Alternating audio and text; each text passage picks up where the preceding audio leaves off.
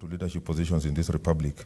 We seek guidance to treat and consider all matters that shall come under our deliberation in so just and faithful a manner as to advance the peace, prosperity, and welfare of our country and of those whose interests you have committed to our charge. Amen.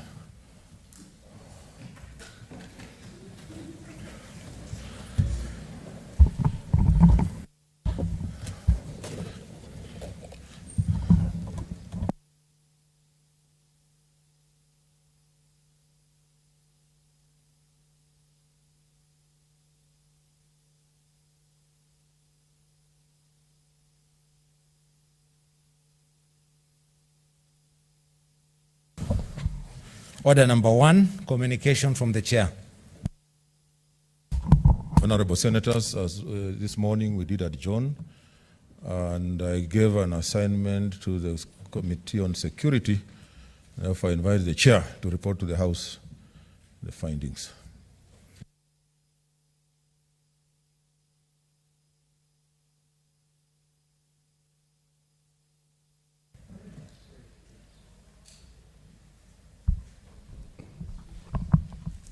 Mr. Speaker, sir, the Security Committee met as directed by you. The clerk of the committee did send email to the Cabinet Secretary and the PS and the other officers who are supposed to accompany them. They have also sent an SMS, and one of the officers in the office of the Cabinet Secretary did inform us that the Cabinet Secretary is on the 10 days leave, which was given by the President, and therefore he was not available. And by extension, both the Permanent Secretary, the Principal Secretary, the IG, and the DCI cannot come without being accompanied by the Minister. And therefore the committee decided to report accordingly. And maybe if the Speaker pleases, you can give us further direction. Thank you very much. Senator Allocation.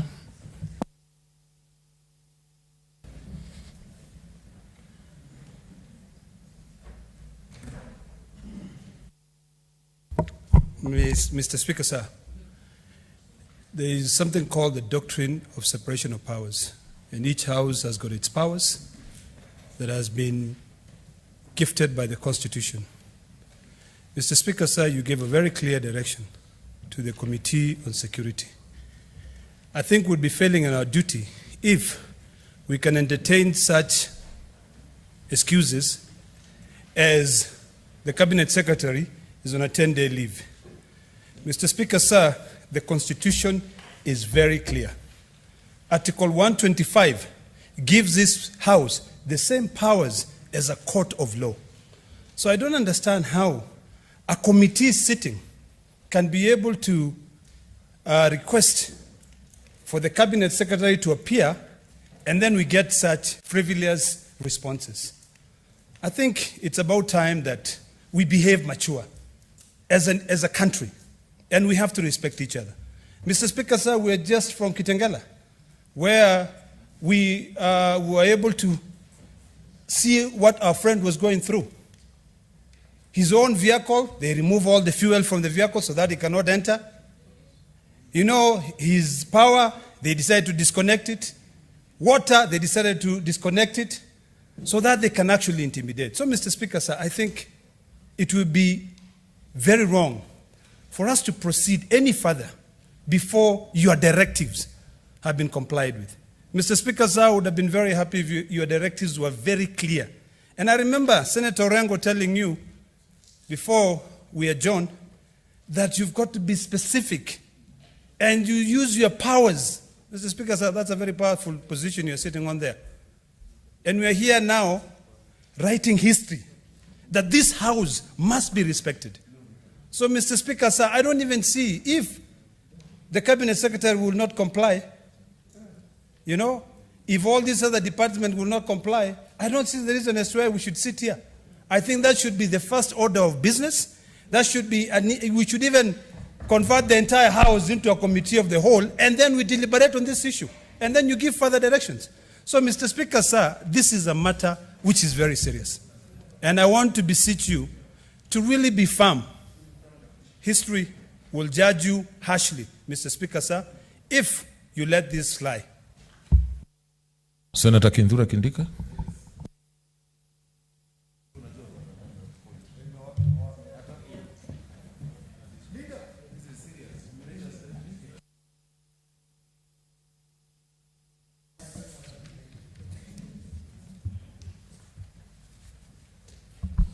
Mr. Speaker, thank you for this opportunity. I want to thank the chairperson of the Security Committee for the report. Mr. Speaker, however, that report is extremely underwhelming. It actually makes a big joke of this House and the institution of Parliament. Mr. Speaker, I am here on Standing Order 105, read together with Standing Order 60, which allows any senator to move a motion without any notice. And this motion is moved under paragraph H of Standing Order 60, read together with Standing Order number 1, Mr. Speaker, which gives you vast powers on procedural issues. Mr. Speaker, today is a sad day for our country. Let me go direct to the point. We have no business being here discussing anything if the senator for Kakamega, Cleophas Malala, the senator for Bomet, Dr. Lagat, and the senator for Samburu, Dr. Stephen Lelewe, are not here. Mr. Speaker, we may be here making speeches and trivializing a very grave matter. It took a desperate young man in Tunisia to burn himself to cause a big change in that country. Mr. Speaker, we are willing to come back subject to the 3 days notice. We are willing to come back on Friday, on Saturday, on Sunday, any day, any hour. Mr. Speaker, the Constitution says this House can sit anywhere, anytime, any hour, as decided by this House for the interest of the country. I saw the other day, I listened with disbelief as senators tried to flaunt and flag curfew regulations and applying curfew on this House. Mr. Speaker, if this House is called to decide whether or not the president should deploy the Kenya Defense Forces in war to defend our country, this House can meet at 4 a.m. in the morning, any day, with curfew, without curfew. And Mr. Speaker, with due respect to the COVID protocols, there is no way this House can be treated as if we are coming here for disco, so that at 9 p.m., if you're in a disco, you go home. Mr. Speaker, Parliament of Kenya must face the executive head-on. The Parliament of Kenya must face the judiciary head-on. There is no way we are going to entertain any arm of government to run this institution. We will not allow it. We are not kidding. We are not playing games. Arrest us, kill us, torture us. We will not yield. Mr. Speaker, the kind of anger we have caused in this country, I dread, God forbid, is the kind of anger that made the citizens of Burkina Faso to burn down parliament. And when the president of Burkina Faso, that was 3 years ago, I'm not talking about prehistory. When the president of Burkina Faso heard the parliament is in flames, he fled. His name is Blaise Compaoré. And that's how he was voted out of office, by fire. Mr. Speaker, by fire fire, by force, bring the senator of Kakamega, bring the senator of Samburu, and bring the senator of Bomet. Mr. Speaker, I move that this House adjourn until when our three colleagues will be here. Mr. Speaker, I don't want to belabor the point. I know the trick. Those who are peddling a dangerous formula of dividing revenue in this country are using. They think without these three, they have 24 senators to pass this ugly formula. We will not allow it.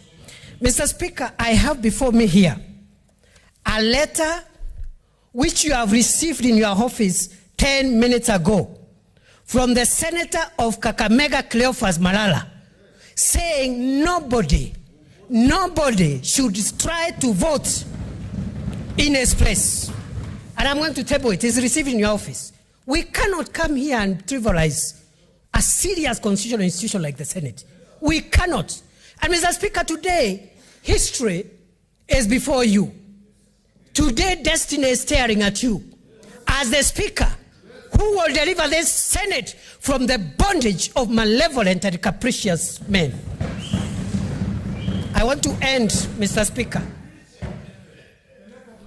You know, there are people, and I'm glad some of our colleagues who were opposed to, who were trying to peddle this formula, toned down, including my student, the senator for Muranga. He has toned down. Mr. Speaker, there are people who have not given up, and they are trivializing this matter. And they think they are very big. We are being treated to things like system and deep state and deep what. Mr. Speaker, history is replete with strong, generous, and powerful kings and monarchs who have been brought down by the power of the people. And Mr. Speaker, today I want to remind them of a man called Belshazzar, a man who God favored to be king in the book of Daniel. Instead of being grateful that God has honored you among so many millions of citizens to be their leader, he entertained a government that was so divisive, so oppressive, and he did a big party and called all the important men whose fathers and mothers were important people at that time. And the Bible says he made a feast. And he entertained them in that feast, and even went on to commit sacrilege by using the utensils that had been taken from the temple to commit and drink the drink of fornication using the vessels taken from the temple. Mr. Speaker, as they were enjoying, as they were making merry, as the deep state was celebrating, as the system was celebrating, suddenly, and I say suddenly, there is going to be a war in this country. There is going to be a writing on the wall. Mene, Tekel, and Parisi. We will not sit here to discuss anything until Senator Malala, Senator Lelegwe, and Senator Lagat are here. Mr. Speaker, I beg to move. I request Senator Mutula Kilonzo Jr. to second. Okay, order. Just like I did make a correction in the morning, let the order be read. Read. Order number 2, motion, approval of the third basis for revenue allocation among the county governments. Senator Mutula Kilonzo Jr. Mr. Speaker, when we left chamber, we drove to Senator Malala's residence. We found him there. There were 4 Subaru vehicles and numerous armed policemen, some in VX. Mr. Speaker, we proceeded to inquire, by virtue of our training and by virtue of the law, the reasons for the arrest of Senator Malala. There was no warrant of arrest. The officers said, call the DCI. We have just been given instructions. Mr. Speaker, on further inquiry as to the circumstances that would lead to the suspicion, the arrest of Senator Malala, would you believe it, Speaker? The person in charge told us that Senator Malala is accused of having distributed Government of Kenya sanitizers in Mumias yesterday. And Speaker, I want to look into your eye because I'm addressing you. He was distributing sanitizers in Western Province. Yesterday, in Mumias in particular, yesterday, Senator Kasanga was in the press, our own senator, talking about COVID millionaires, people who have stolen masks, sanitizers to go and sell. Senator Malala was distributing sanitizers to widows. They misled us, Mr. Speaker, and this is very challenging because as lawyers, myself including Senator Omogeni, should not have let Senator Malala off. But we were told there's mischief in this chamber. So against our oath as lawyers, Mr. Speaker, we have come to address you. Against our oath, we have let Senator Malala, who was supposed to go to Nairobi, Nairobi area, is now on his way to Mumias. Mr. Speaker, it is you, and I'm looking at you. It is you, Mr. Speaker, who has been defied. And Mr. Speaker, if you cannot sit on that seat, this will be a good time to resign. I can sit there. Because this is a chamber of parliament. It is to an extent, Mr. Speaker, you have such powers that if there was a vacancy in the executive, Mr. Speaker, you could be a president. And for even a rumor, Mr. Speaker, that you're under pressure. I hear you're under pressure. Pressure from who? Did God call you? Did you speak to God this afternoon, Mr. Speaker? Who is pressurizing you? It's good you said it's a rumor. Yes. Because I'm not under any pressure. Mr. Speaker, if you are not under any pressure and nobody has called you, Mr. Speaker, this session must end now.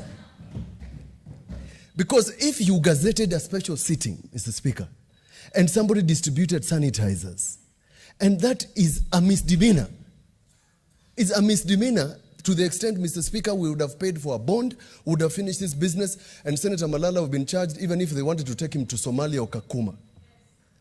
Mr. Speaker, there has never been a day since your election that you're under trial. It's not us. We have done our bit. If you can issue a directive seated in your chair, and Mr. Speaker, somebody says he's on leave. Imagine what would happen, Mr. Speaker, if the car that is driving Senator Malala at high speed rolls somewhere in Naivasha. God forbid. Would the cabinet secretary be on leave also? The contempt that they are treating us, the contempt they treat people who are elected, Mr. Speaker, tells you, Mr. Speaker, that this country is on the brink. But let me just finish, because in my anger I might say something that might lead to things I don't want to say. This is what the 32nd president said, and I'm talking to the powers, because other than taking my life, you have nothing, no control over me. He said this in 1941. We too, born to freedom and believing in freedom, are willing to fight and maintain freedom. We and all others who believe deeply, as we should, would rather die on our feet than live on our knees. We will not live on our knees. If, Mr. Speaker, you even direct we proceed, there will be so much chaos in this floor, Mr. Speaker. There will be no action. You will have to call police to arrest all of us, because we cannot proceed, Mr. Speaker. It is chilling to think, Mr. Speaker, that we can proceed when our senators are being taken across the country on the highway by force with people carrying guns. Mr. Speaker, if there has been a violation of parliament, Mr. Speaker. What's your point of order, Senator Kajwang? Mr. Speaker. Order, Senator Murkomen. Mr. Speaker, Senator Murkomen will not teach me how to prosecute my business here because I was brought here by the people of Homa Bay. Mr. Speaker, I didn't want to disrupt Senator Mutula. I feel him and I hear him. Could you, Mr. Speaker, just advise him not to threaten chaos in the House? That would be the orderly way to proceed.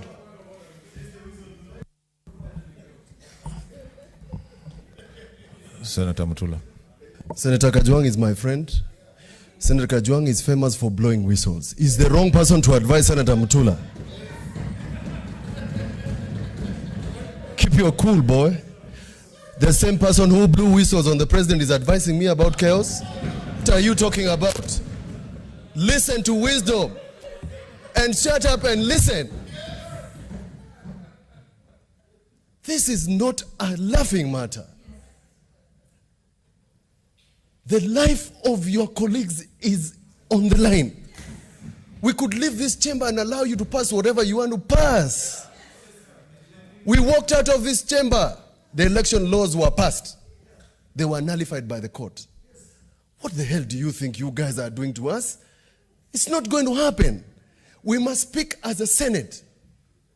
And that means, Mr. Speaker, that Mr. Speaker enforce your direction. It's not us.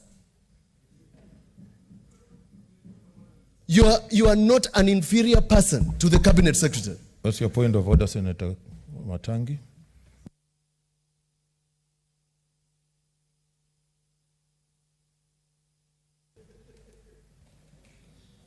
Mr. Speaker, equally too, I would absolutely not want to interrupt the flow of thought, and the wave of rising emotion that Senator Mutula Kilonzo is up to on this matter.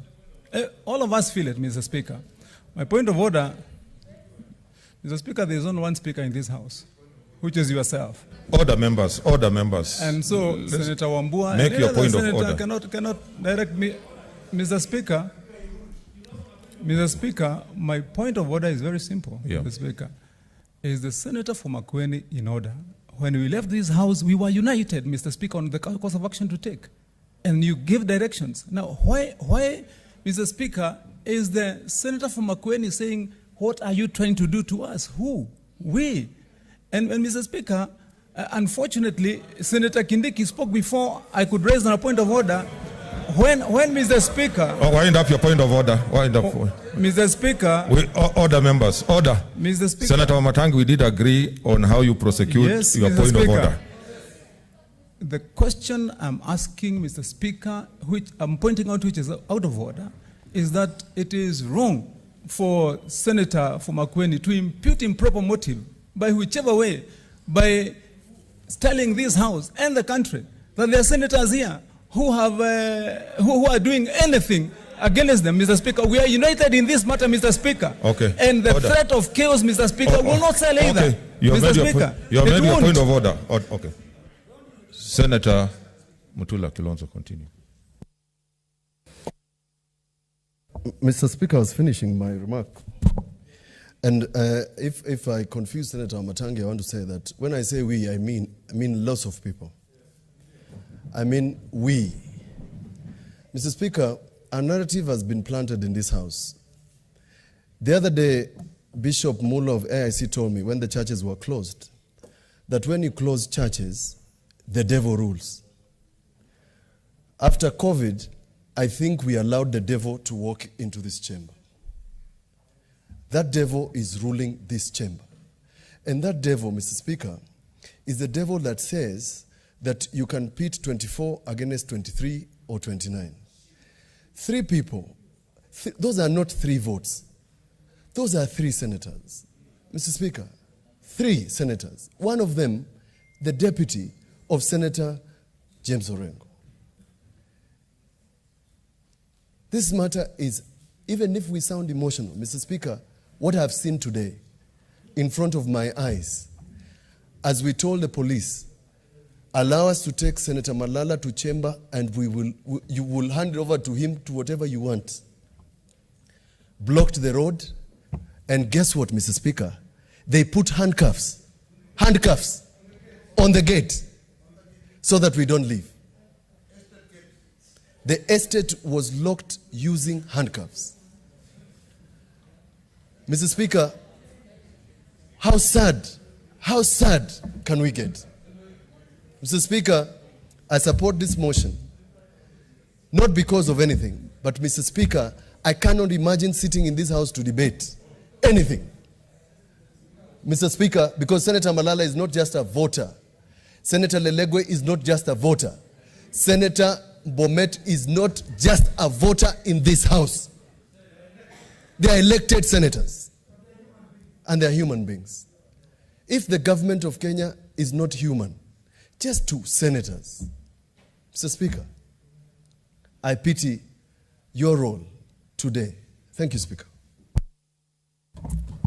Honorable Senators, I propose the question that the debate be now adjourned. Senator Ali Abdullah.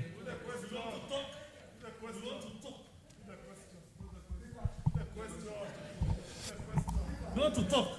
Order. If you want to talk, then I cannot put the question. Yes, put the question.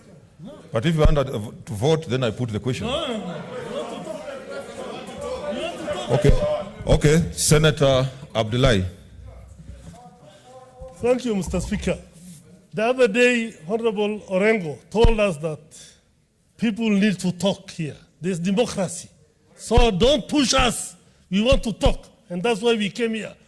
We came to this house to talk. We were brought by our people here to talk and to fight for their right, Mr. Speaker. The issue of the revenue allocation, we cannot continue with it. We cannot discuss it until our friends are brought back, Mr. Speaker. This is not right. This cannot happen. This cannot continue. I'm surprised by some people here who are jumping up and down. In 1998, Mr. Speaker, when I was in the National Assembly, Senator Ndiga knows very well what used to happen here. Are we going back to that stage? That's exactly where we are going. I'm sorry to say this. We cannot be intimidated. Kaniri knows what was happening in those days. I was in Kano, but I was a rebel in Kano. And I used to have a rough time. Mr. Speaker, sir, now I'm an old man. I thought after we have gone through all those problems, after what has happened to this country, after the removal of 2A, after everything else, Mr. Speaker, now we are going back to worse areas than that. This is not acceptable, Mr. Speaker. This House should adjourn until, even if it's up to 8, I don't mind. If people want to discuss the formula, we have all the time we can discuss it. Nobody is going to die because the formula has not been passed. Nobody is going to call because of not get money because the county government should get their share, the 50%, Mr. Speaker. There is no vacuum here. This one, if we allow what some people are trying to do here, Mr. Speaker, that we continue. I went to Nairobi, whatever, police headquarters today because I was told Langat is there. When I went there, I was told he's nowhere. Kumbe, the guy has been taken to Bomet. Why do they have to cheat? Why don't they just take them there and give them what they need to do? Why don't they take them to court? Mr. Speaker, I talked to Lelengwe when he was passing Naivasha in the blindfolded.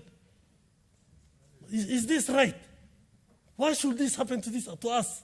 What have we done to deserve this? Just because our counties are losing and we say no to that formula? So people have to arrest all of us, put us all in jail. Until you do that, then this one should not continue, Mr. Speaker. This is very wrong. Members of this House, look at your friends. What is happening to your brothers? Think.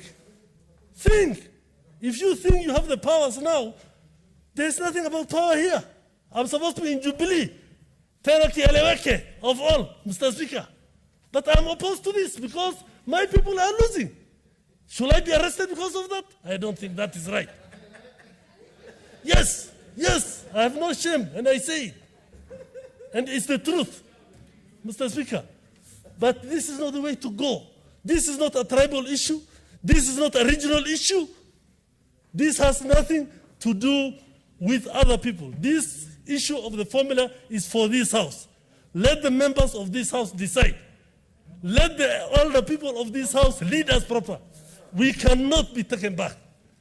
Mr. Speaker, I beg that we are allowed to adjourn this House and you give instructions that we can go even for a retreat to Naivasha, discuss these issues alone, and we can come with an amendment and come with a solution, Mr. Speaker.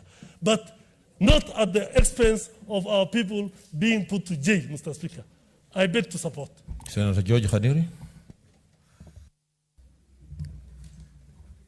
Mr. Speaker, I want to thank the chairman of our Security Committee, Senator Yusuf Haji, for convening the meeting that you ordered them to convene. However, Mr. Speaker, I want to state here categorically that we will not entertain the reason that have been given by the chairman Haji for government not responding to what you ordered the committee to do, Mr. Speaker. Mr. Speaker, your order is being treated with contempt. This House is being treated with contempt, and we must stand up to be counted to defend this House.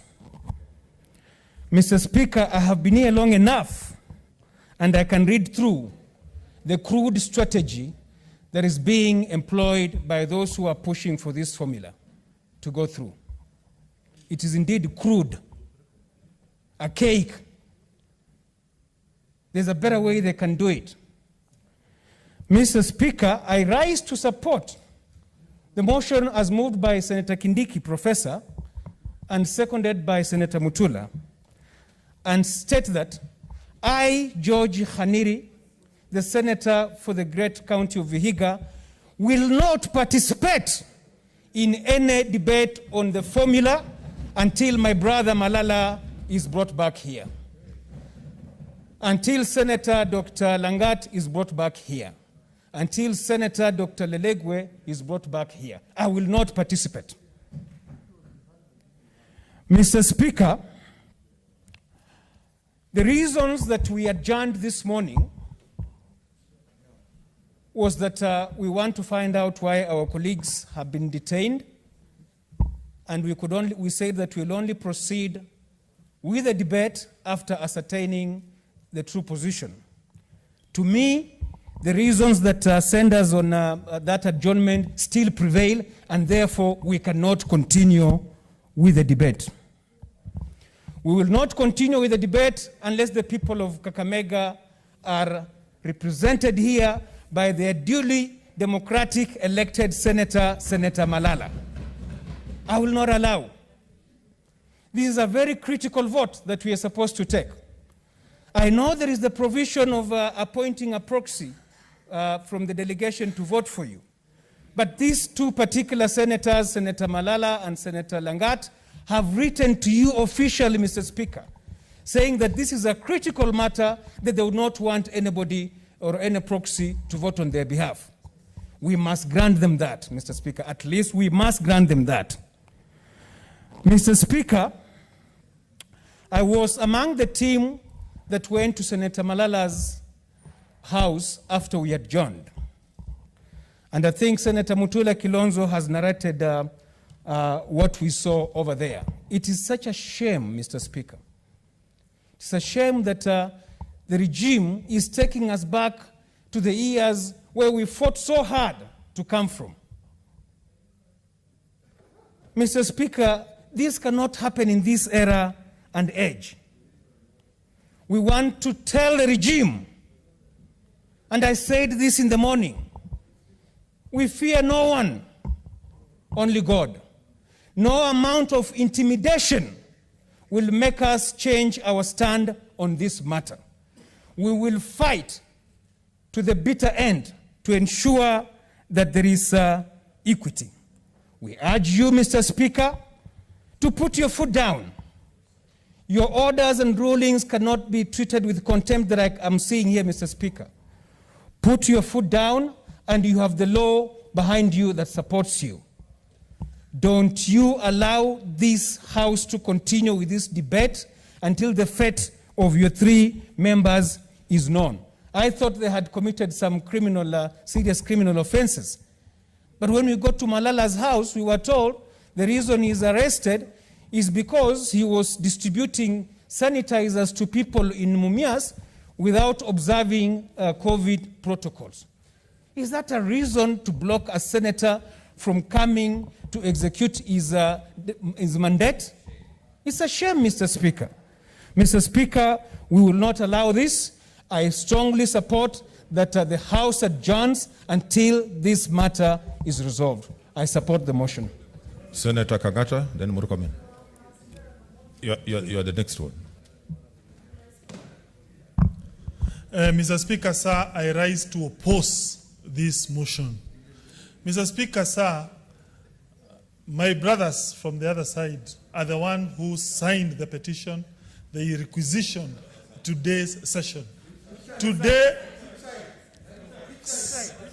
well, we all know, colleagues, we have 17 colleagues who signed they want today's session. I want to tell them we are ready for the vote today. Kenyans have been waiting. Kenyans have been waiting. They have been waiting for this vote for a very long time. We are ready today. We feel for our brothers and sisters. We feel for our brothers who are currently having issues.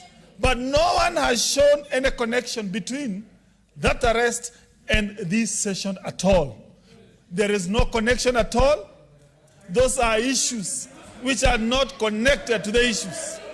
And therefore, I urge colleagues, we take this vote and I will strongly oppose it.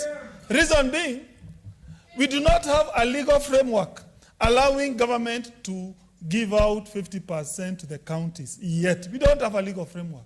So therefore, as a result of this stalemate, we are making counties not to get money to pay salaries. But that does not mean we do not have empathy to our people who have been arrested. The only problem I'm having with that argument, no single evidence has been able to show the connection between this session and our colleagues' arrest. I will urge my colleagues. What's your point of order, Senator Millicent Omanga? Is it in order for... Speaker, not chair.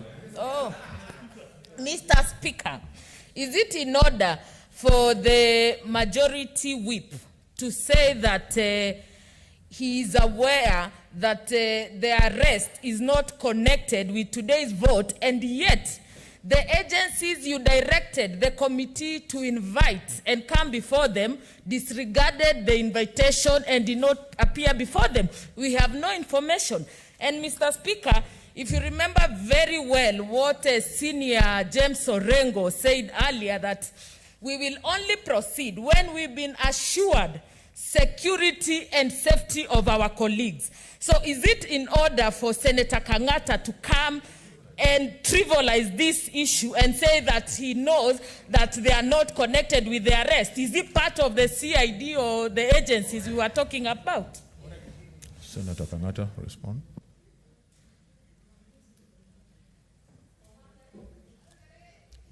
Mr. Speaker, sir, I have a lot of respect to the nominated senator, Senator Omanga, but I strongly believe that is an opinion she has rendered, but she has not addressed the issue that I've raised. No evidence currently exists to show the connection between that arrest and today's session. Mr. Speaker, sir, we have adjourned this matter for 9 times, and therefore it is the time now we make a decision. We decide the best way forward. Mr. Speaker, the idea that we are pushing, some people are pushing this session so that we cause some counties to lose is not true. The current options that we have on the table, none of it proposes a single county to lose money except Senator Linturi's amendment. It is the only one that is going to make 18 or 19 counties lose money today. When you look at the option by Wamatangi, no county will lose money today. When you look at the option by Senator Were, in fact, that one proposes almost 39 counties to get billions of shillings. So therefore, this idea that government was to cause some counties to lose money, as what my colleague from Wajir has said, is not true. What we want today to ask our colleagues to do, kindly make a decision today and ensure you look at the issues objectively. There's a point of order.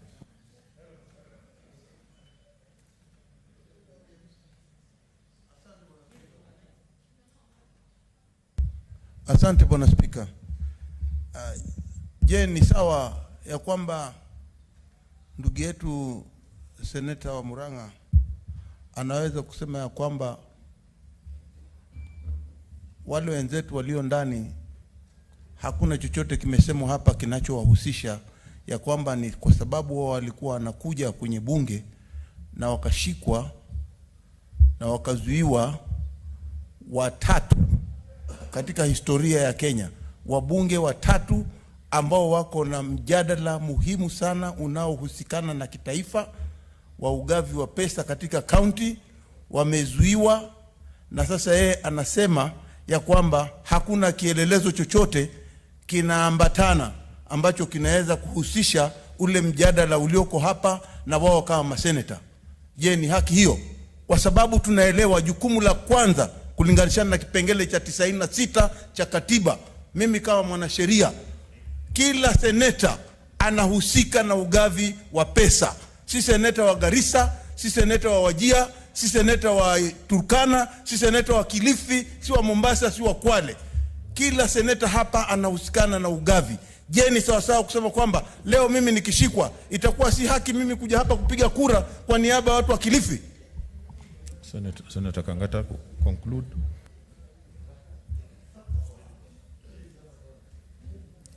Mr. Speaker, sir, I think my point is still correct.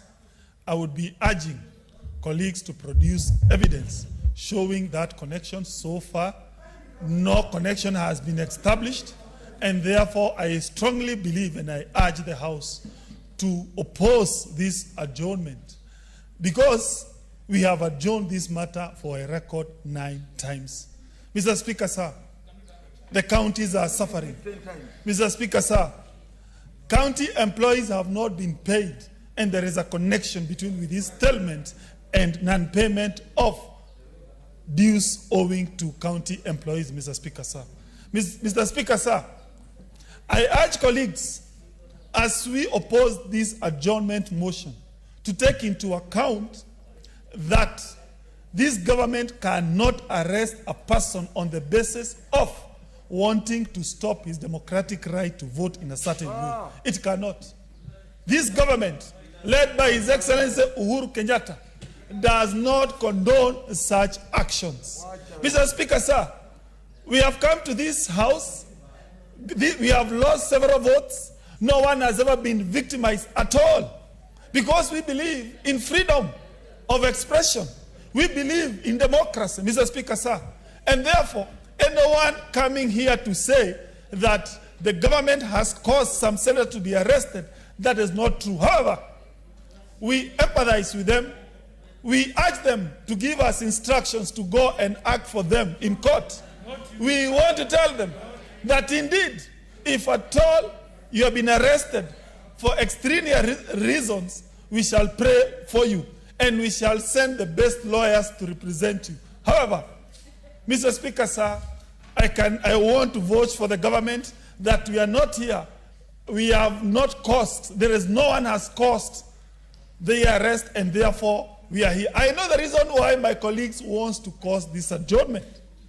We are ready. Let us vote. We are ready. And for us, we believe that the current options that we have, they are going to put this country ahead. Thank you, Mr. Speaker, sir, and I oppose. Senator Kipchumba Murkomen. Then a call from the other chamber.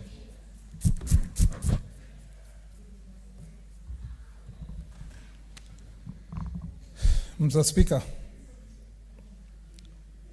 I am extremely emotional when I think about the circumstance under which this house has been put.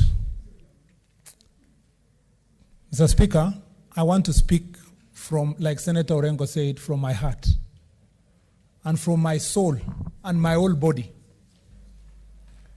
Mr. Speaker, and I really want your attention. I want your attention without undivided attention on this matter.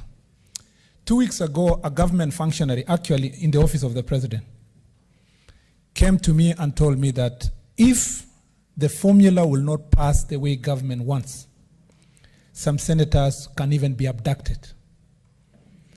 They can even be arrested. Mr. Speaker, we discussed and joked about it. Mr. Speaker, we discussed and What's joked. your point of order, Senator Bogisho?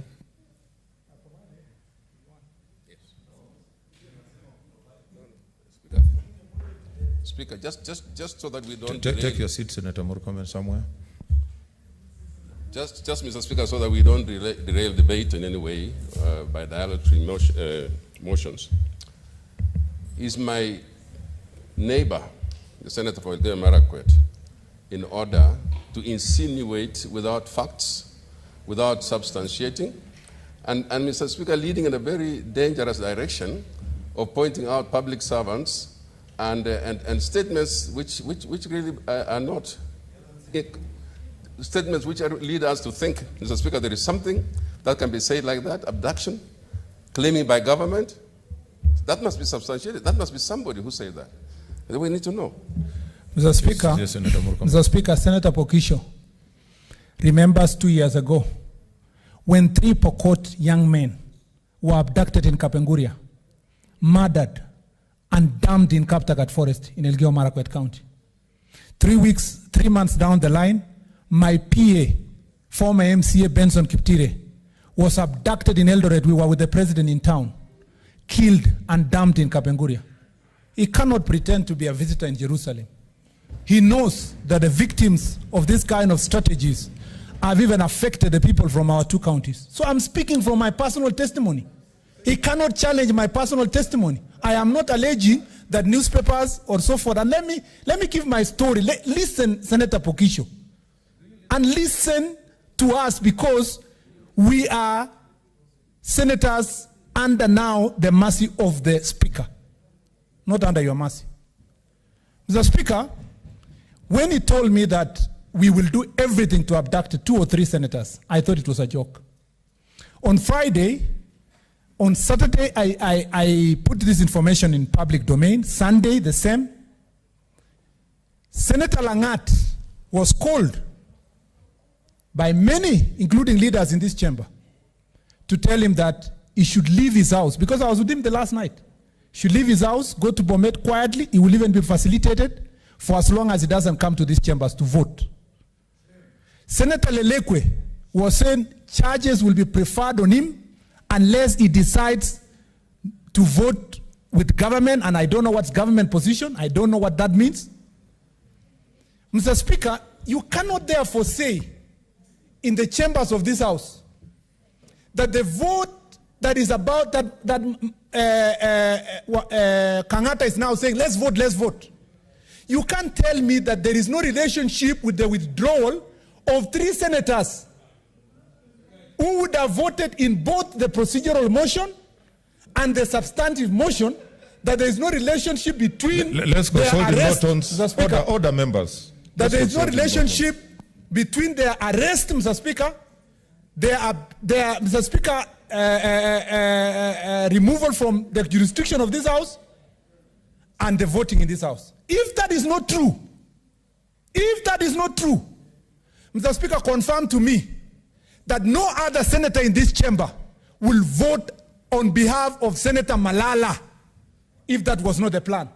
Confirm to me that Senator Milko has not been aligned to vote on behalf of Senator Langat, even though, Mr. Speaker, Senator Langat has written in no uncertain terms that no one else should vote on his behalf.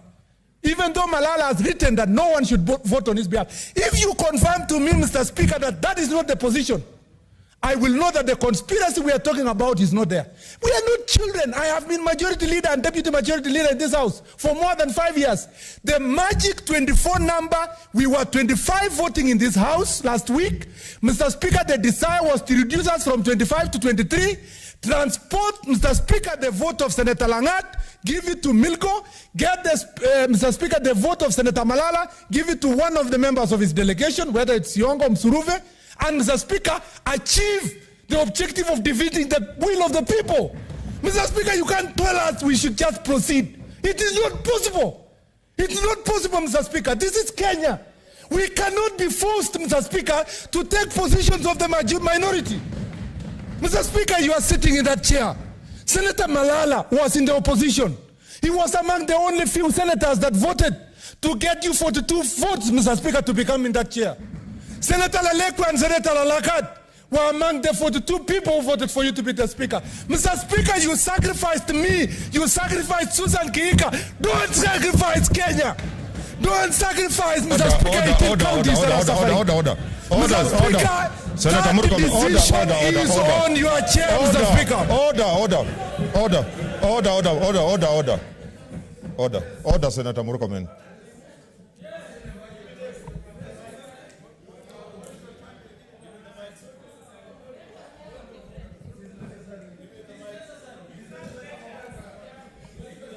Senator Murkomen, you must order members. Senator Murkomen, I know we are discussing an important motion, but you should respect the Speaker.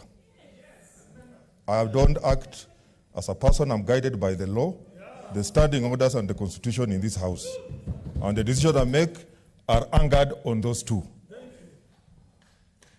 I will not allow that. I will not allow this House to degenerate to that level.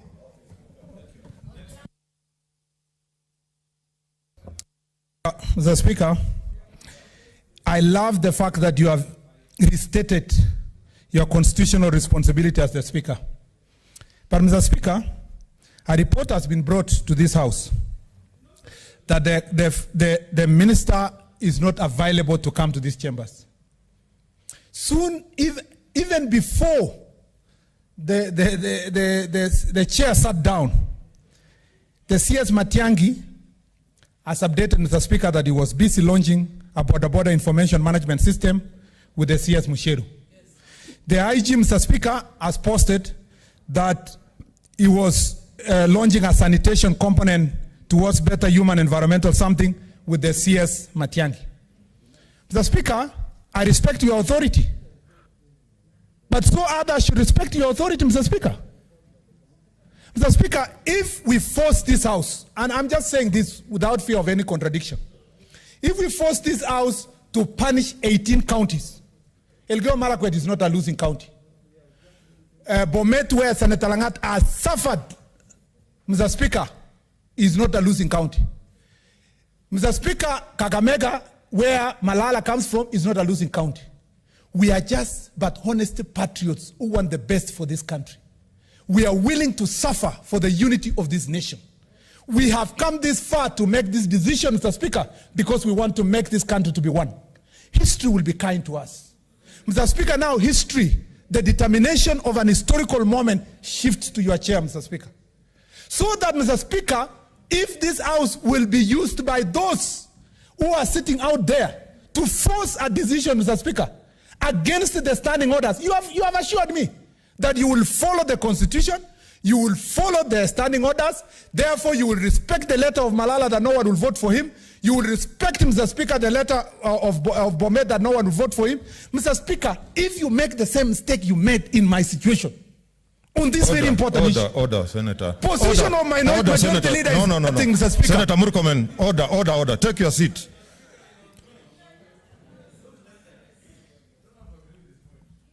Senator Ekal.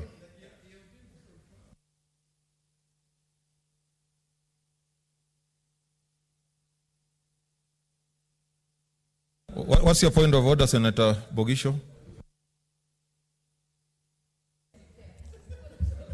Mr. Speaker, if although now Honorable Murkomen has left, but Mr. Speaker, some of the claims that he has made here needed to be withdrawn because it's an attack on the chair, Speaker.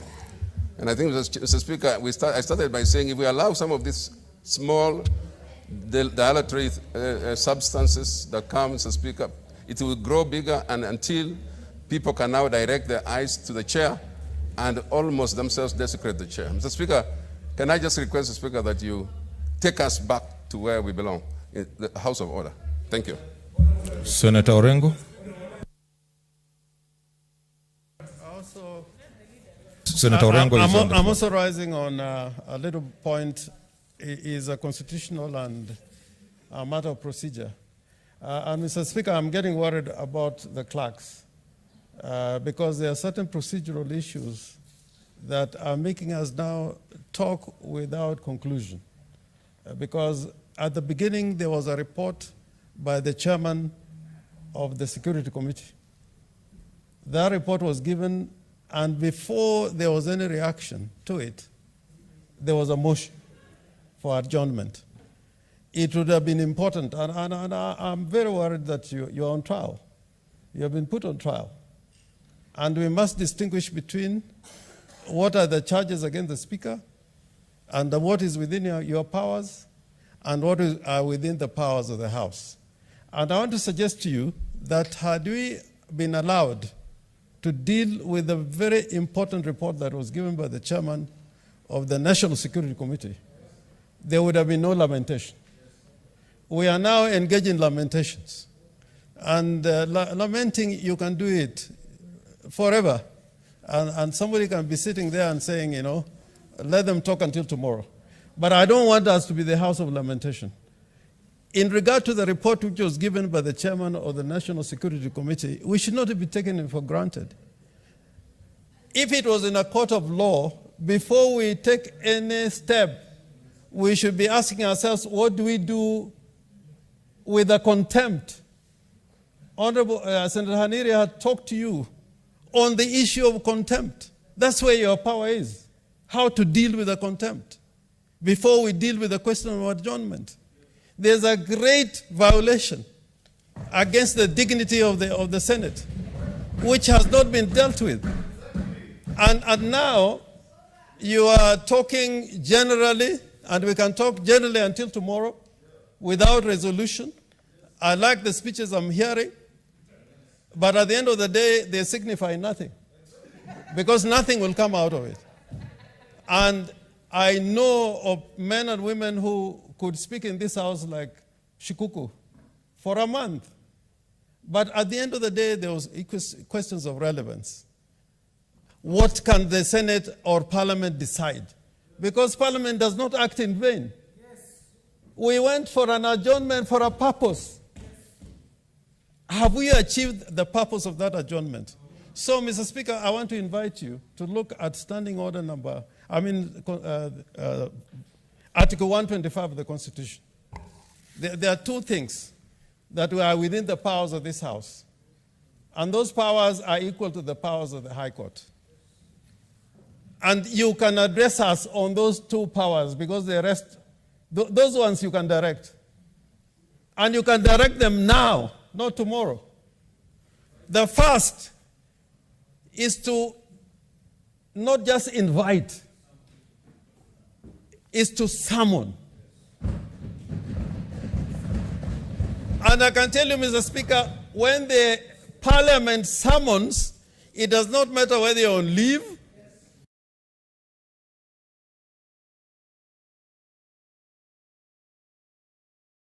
the summons of a Parliament, in my view, in fact, actually supersedes the summons of the High Court because we make the law. We make the law. So, Mr. Speaker, the CS was summoned and other government officials were summoned. They did not turn up. What do we do? Because we cannot just let it rest there. And some of them say, let them talk. They can talk until tomorrow. And they can come tomorrow again and they talk and complain. Mr. Speaker, I've had an incident when in the old time when KANU was what it is, that a speaker put a minister using the orderlies for 2 hours waiting for a committee because he was in contempt. You said, let him rest there until the speaker decides what to do with him. So, Mr. Speaker, if that someone has not been complied with, the second provision is that you can enforce attendance. You can enforce attendance, and there are consequences. So, Mr. Speaker, I believe that it is within your power now to enforce the attendance of the cabinet secretary, and even the director of public prosecutions, because Parliament, in his oversight role, we oversight all institutions, including the presidency. We oversight all these institutions. So I invite you, instead of lamenting, that you can stand up in that throne where you sit to deal with the contempt. And the contempt has been committed in the face of the Senate because you gave that direction. And I saw you standing up when you were giving that direction. The second issue, which is separate and distinct, and I want to persuade you that the first issue you can deal with. The second issue, it is upon us as members of the Senate. To adjourn or not to adjourn, it is not within your power, Mr. Speaker. I want to advise you, if you may take my advice. The power to adjourn, it is our powers. And we are going to invite you to exercise those powers, to allow exercise those powers to decide whether to adjourn or not to adjourn. And I addressed you earlier in the morning on why we needed to adjourn. So, Mr. Speaker, I invite you to first of all deal with the question of the contempt. And then when we finish that one, we come to the question of adjournment, where we can also address you sequentially, and we finish with the business of the House as it is in the order paper. Yes, Senator Wetangula, is it for a point of order? There's a point of order. Then Malachi, there's a point of order. Okay. Okay, I will give you point of order. Mr. Speaker, I rise to join Senator Orengo of Siaya. And I want to draw your attention to Article 153 of the Constitution. 153.3. A cabinet secretary, whether on leave or not, shall attend, not may, shall attend before a committee of the National Assembly or the Senate when required by the committee and answer any question concerning a matter for which the cabinet secretary is responsible. Read that, Mr. Speaker, with Article 125.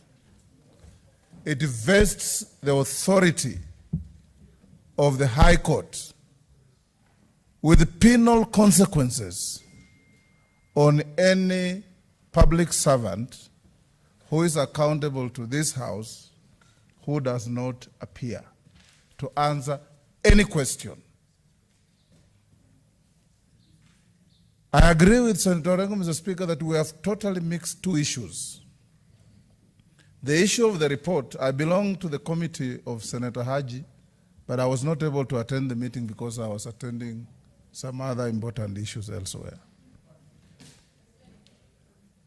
Mr. Speaker, when Senator Haji gave us the report, this House should have ventilated on it and made a decision on what to do with public servants who decide not to honor invitations to Parliament, which invitations can graduate to summons. The debate, Mr. Speaker, was veering towards a situation where innuendos are being thrown on the floor like you bear responsibility for the servants not coming. We want committees to exercise the authority given by this Constitution and the standing orders. All we need is to tell the clerk, send summons. And I've seen committees fine ministers, fine governors who don't appear. The arrest of colleagues, Mr. Speaker, is a very grave matter. Whatever the reasons, one cannot fail to resist the temptation to think that. And all the minister needs to do is to come and satisfy the committee and the House that it isn't malicious if he has different reasons. But to simply ignore the invitation of the committee is ignoring the authority of this House and ignoring the power vested in this Senate by the people of Kenya. And I want to urge you, Mr. Speaker, to give direction to this based on the 2 articles of the Constitution I've pointed out and which Senator Orengo pointed out, and the standing orders of this House, so that we can be able to put to finality the continued disregard of this House. We have had situations, Mr. Speaker, where ministers, when they are invited to the lower house, they go running. When they are invited to this House, they give all manner of excuses. And this should not be condoned. On the issue of adjournment, Mr. Speaker, I agree fully with Senator Orengo that that is not, you cannot stop this House from adjourning a motion as a Speaker. You have no vote. All you need to do is to listen to us and leave it to us to decide whether we adjourn a debate or we don't adjourn a debate. And all issues brought to the floor of this House, Mr. Speaker, unlike the old days when the Speaker used to have a casting vote. In the 7th Parliament, I used to sit on that chair. I was a member of the panel. And we used to have a casting vote where there is a tie. That casting vote is no longer available to the Speaker. You simply listen to us, put it to us, we decide whether to go one way or the other. And whichever decision we make, Mr. Speaker, is an enhancement of democracy. And I want to urge us as Senate. We have enjoyed a tremendous reputation in this country as a House. Even my colleagues and friends like Senator Linturi, when he was promoted by the people of Meru to come to this House, from the lower house, he confided in me that he was very proud to be a senator. That is tremendously different from the House where he served previously, because he saw a lot of decorum, a lot of time for members to speak, a lot of opportunity to be listened to, and a lot of opportunity to be respected because of what we do. Let's not get carried away, my colleagues. Let's maintain that dignity. Kofi Annan used to say, I am a man with a soft voice, with a powerful message. I'm a man with a soft voice, with a powerful message. And a very soft voice can deliver a very powerful message. And that powerful message can change things. Let's try to step back from our positions of brinkmanship and maintain the dignity of this House that Kenyans love so much. If we don't do that, we will also be dragging ourselves in the same tunnel of filth that we try to avoid in being senators of this republic. Thank you. Senator Cheriot, your point of order.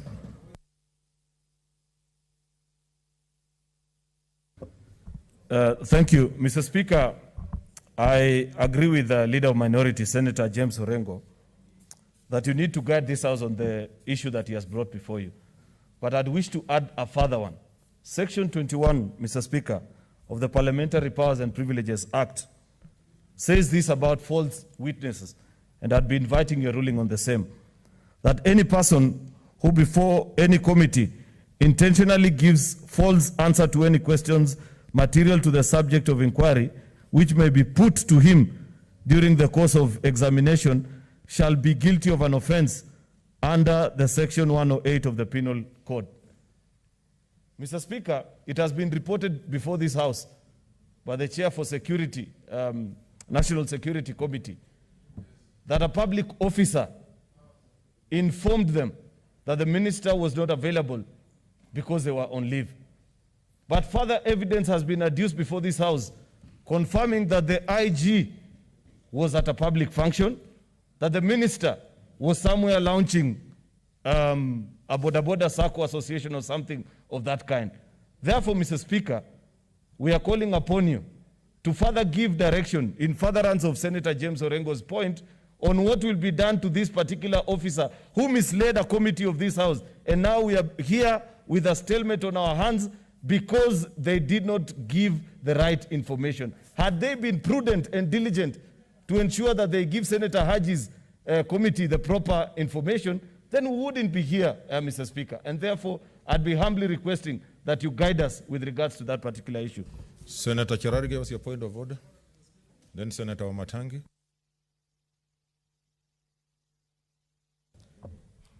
Thank you, Mr. Speaker. Thank you, Mr. Speaker, sir, for this opportunity. When I move a motion of adjournment in the morning, and seconded by Senator Mutula Kilonzo Jr., there were specific directions that you gave. And as the mover of the motion, Mr. Speaker, having read Article 153, Article 125, that there were specific directions that were needed to be given.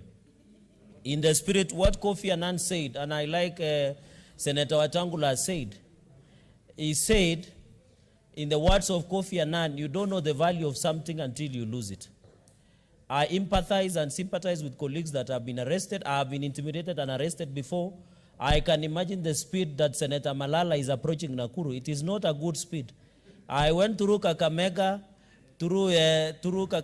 Bungoma, up to Kisumu. And I'm telling you, that car does not have brakes. So, Mr. Speaker, the other day I was arrested somewhere in Gong Road. And thanks to Senator Okongo Mugeni and most of the learned seniors here, they came. I was being taken there like an ambulance. So, Mr. Speaker, there was a specific instructions, Mr. Speaker, that you gave.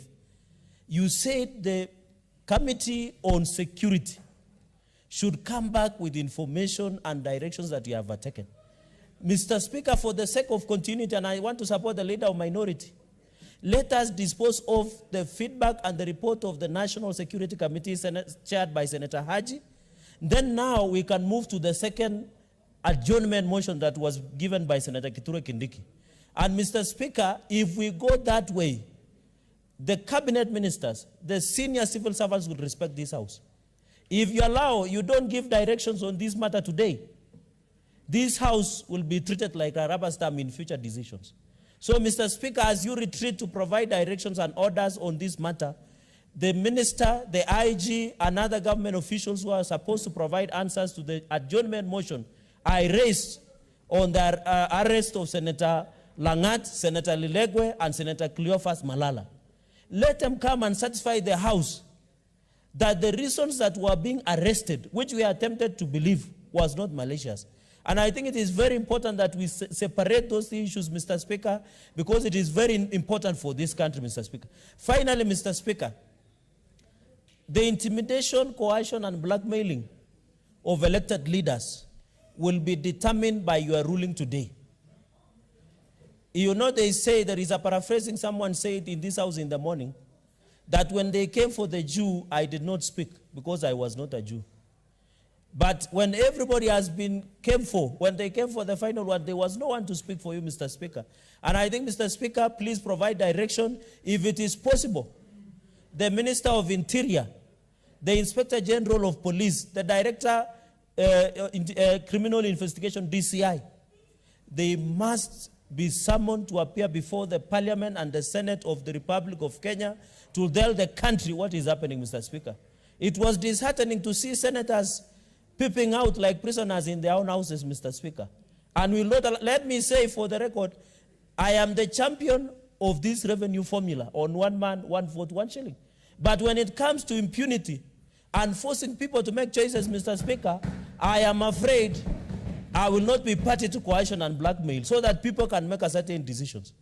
I want 1.4 billion. I want 1.4 billion to go to Nandi County, but I don't want blood and to be spilled for the people of Nandi to gain. Let us make a decision where everybody is comfortable to make the decision. And that is why in the morning, in my own wisdom, I move an adjournment for the sake of our colleagues, Mr. Speaker. So, Mr. Speaker, let us allow the House and the Senate as a House to make these decisions based on their own comfort, not under coercion, intimidation, blackmail. And you know, Mr. Speaker, personally, I am not afraid to be arrested. I have been arrested 4 times. I know what to do when I'm being arrested. I know quite a number of DCIOs and officers. I know how to talk to them nicely to ensure I get nice food. I don't fear arrest, but what I'm saying, please don't use this privilege. There will be a parliamentary privilege that our colleagues must be protected from, Mr. Speaker. Mr. Speaker, you are not on trial, but the decisions that you will make today will go in the history and also history of this state. Mr. Speaker, somebody said, and I think he's a good reader of the Bible, that do not fear those who kill the flesh only, but fear those who take flesh and the soul. Mr. Speaker, give direction to this House, summon the Minister of Interior, summon the Inspector General of Interior. By the way, Mr. Speaker, as I conclude, the Inspector General of Police is an appointee of this House. We vetted him. Why don't we summon him? The minister in charge of Interior National Security is also the chairman of government projects. How can he disobey the House that he needs to partner when he's coordinating national government projects? Okay. Yeah, Mr. Speaker. Mr. Speaker, you need to rule on the adjournment motion that I gave. Mr. Speaker, make us proud once again and make Senate great again. Thank you, Mr. Speaker. Senator Kimani Wamatangi, what's your point of order then? And keep them short.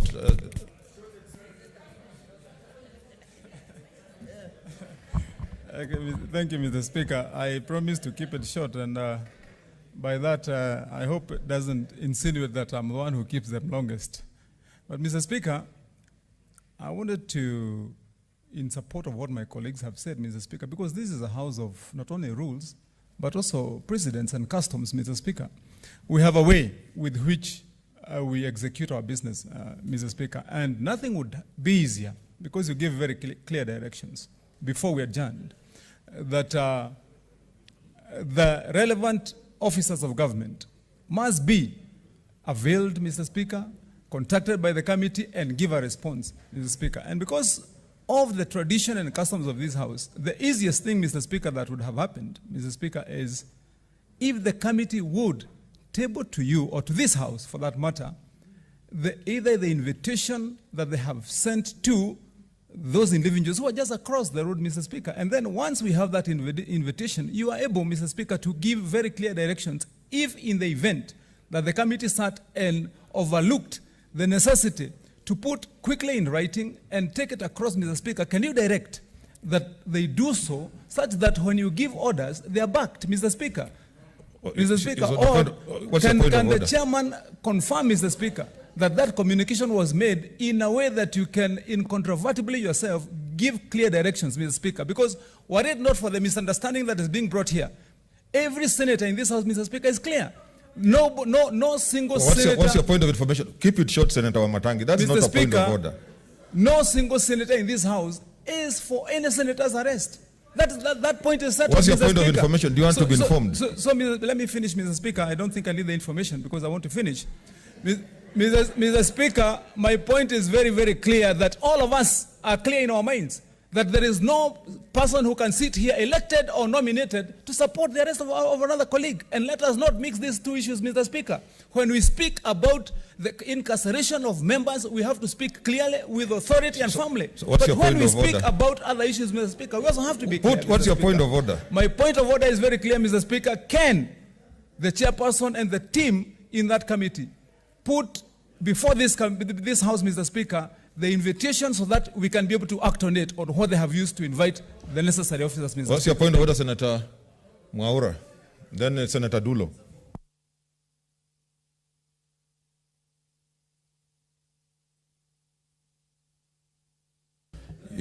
Why don't you speak from where you are, Senator Mwaura?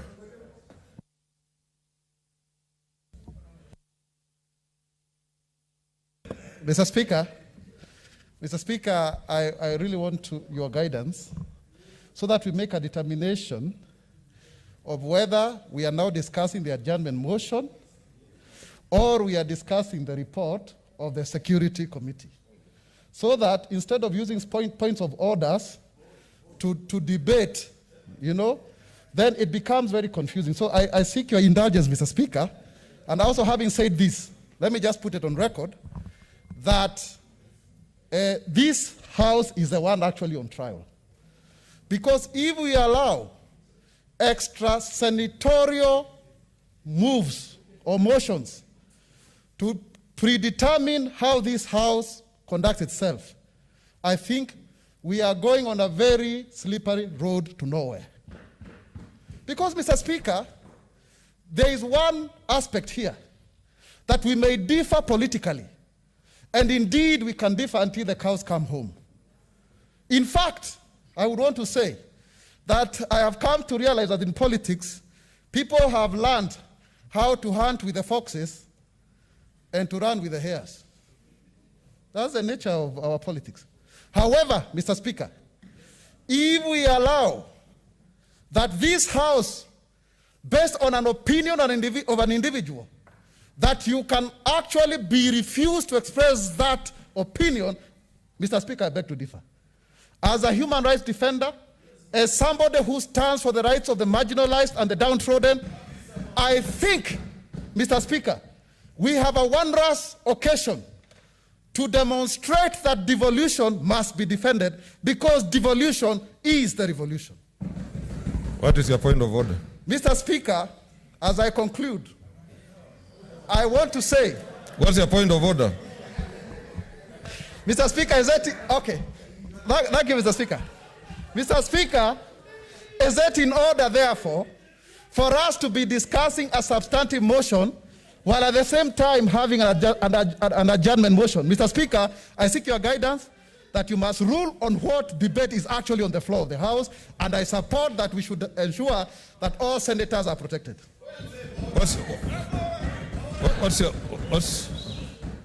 Okay. Then Senator Dulo. Mr. Speaker, I am sorry to rise again. Those lawyers who are here, like Senator Okongo Omugeni, know that you can go to court on a writ of habeas corpus. And I want to be listened to carefully. Senator Omatani, Order. Let's listen to what Senator Orengo is saying. Yeah. Senator Whip, you are so nomadic.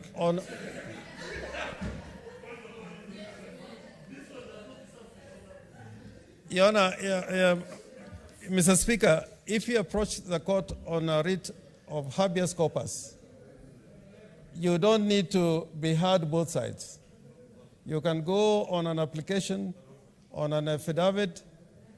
If somebody has disappeared or you don't know his whereabouts, the court, in looking at the material that you have before it, can make a decision.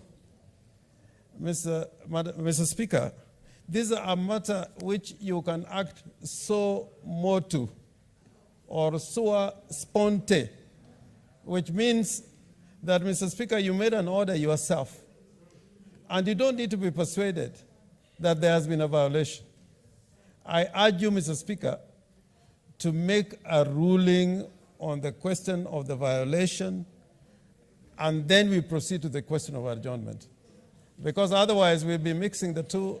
I urge you, let us have a ruling on that question of the violation by the CS and his team. Okay. Are these points of order, or Senator Dula, is it a point of order? Because I wanted to make a ruling on that. What is it, Senator Dulo? Mr. Speaker, I wish to thank you for this opportunity, and I want to inform the House that I sit in the Committee of the National Security. Mr. Speaker, after you gave your ruling, we went out. And we called the clerk of the committee, where we agreed we should actually call both the CS and the PS Interior and other relevant stakeholders to appear before us 1 o'clock. And I want to put this for record because my colleague here, Senator Wamatangi, was asking for a record whether we summoned the minister or not. Mr. Speaker, before we even met, the committee of the clerk wrote to the CS and the PS. Number 2, they sent a message to all those relevant institutions. Number 3, the clerk was able to call the PA to the minister. And I don't think it's really fair for us to go around in circles trying to justify whether the committee has done what is required or not. Finally, Mr. Speaker, we even discussed the matter of summon. And clearly, as far as the procedure of the Senate is concerned, summon requires 7 days. And the matter before us does not require us to take 7 days to make a decision on it. Mr. Speaker, I will urge you, the matter before us today, it's really very important. It has been adjourned, this is the almost 10th time. But it wasn't the making of certain senators in this house. But what is before us is the lives of our colleagues who are in incarceration. Mr. Speaker, you must make a ruling on this matter. And I think we cannot proceed on any other motion or anything else until our colleagues are produced on the floor of this house. I thank you. Order. Senator Sakaja, what's the information? I want to make a ruling on this.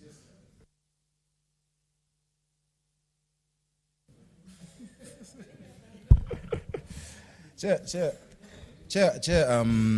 I just want, Mr. Speaker, to inform you, Mr. Speaker, and the House.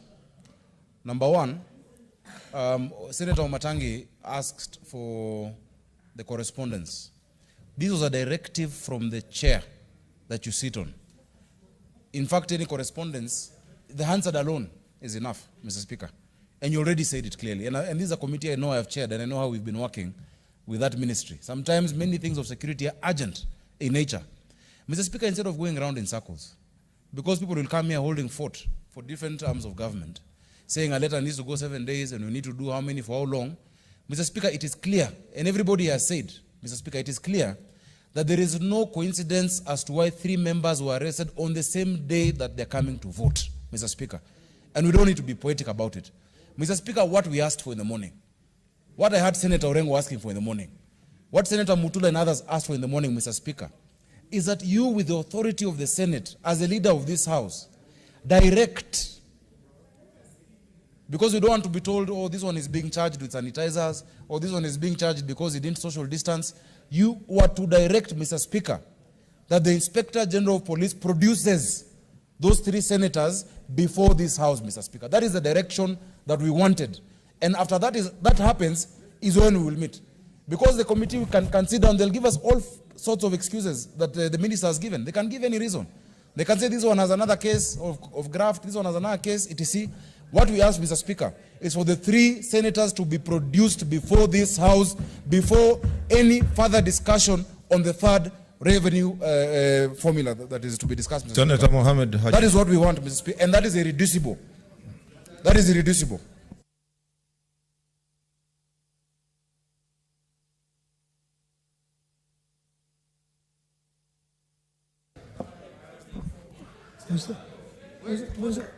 Order, members.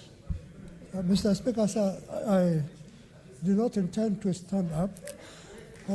Order, senators. I can hardly hear what... As a result of the question raised by Senator Wamatangi as to what the committee did, I laid on the table of the House the minutes of the committee which he can read, Mr. Speaker. Okay, Senator Kabak, is it on the same? What's the intervention?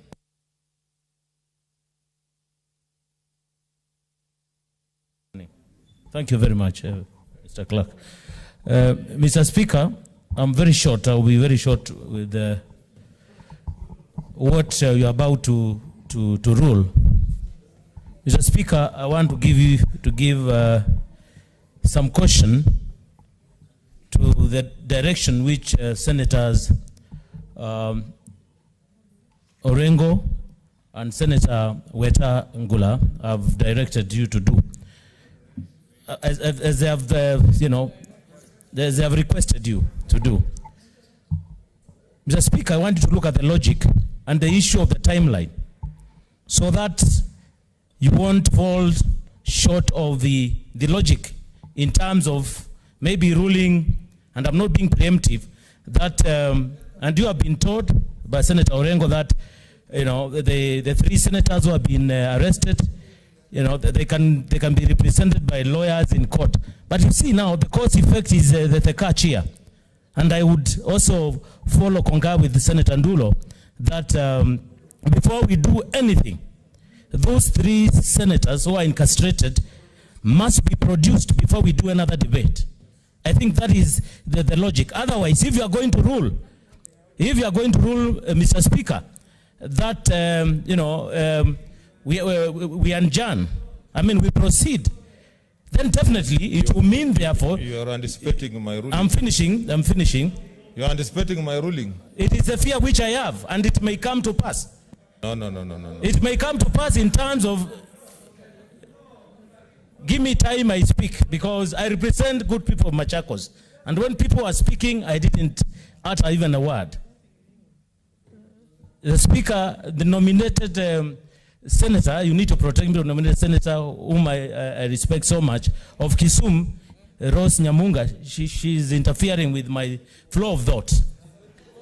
I don't know what she has eaten. She was here to tell us. You contribute. Today, maybe she's taken something. So, Mr. Speaker, not being preemptive, I'm saying that look at the bigger picture. What all the senators are saying in this Senate. And Article 1, they are the representative of the people. That those senators must be here for any vote of any nature, of any kind. Mr. Speaker, I support the adjournment. Senator Kamar, what did you want? Carl was on the floor, but there's a point of order. Is Senator Kamar? Is it on the same?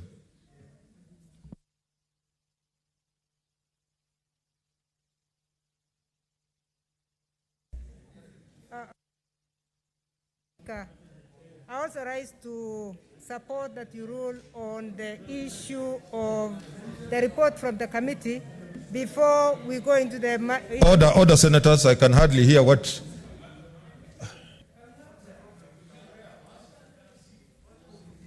Mr. Speaker, this morning, Senator Gerard Gay moved a motion that passed unanimously. Some of us even didn't get a chance, although we were anxious to actually support that we adjourn for the sake of our colleagues who are not here. It would be a shame that we have colleagues that are very senior lawyers in the House and our colleagues are suffering. So it was good that we adjourned, as all of us supported unanimously. But we need to sort out that before we talk of adjournment. We need to sort out, and I'm urging you, Speaker, that even as you rule on this adjournment, we start thinking about our relationship with those whom we call to the committees. Because this is not the first time that we have had members of the executive not appearing in the committees. There are members who never appear at all. They say they must appear only to the National Assembly. And when an issue like this takes place, then we ask ourselves, how then shall we get justice out for our own selves? Mr. Speaker, I support that we separate those 2 issues so that we actually dispose of this and go straight to the motion by Senator Kindiki of adjournment, because mixing it has confused a number of us on where we are going. So, Mr. Speaker, I don't want to take much more time. I just want to support that you deal with the motion first, as the chair has tabled. Thank you. Okay, order, members. I think there was that mix-up because there was no motion on the report. This is a special sitting. So my direction that time and this time is that the Committee of National Security use provisions of Article 153.3 and 125 to summon the minister and his team by Wednesday this week. It is so directed. Ekal.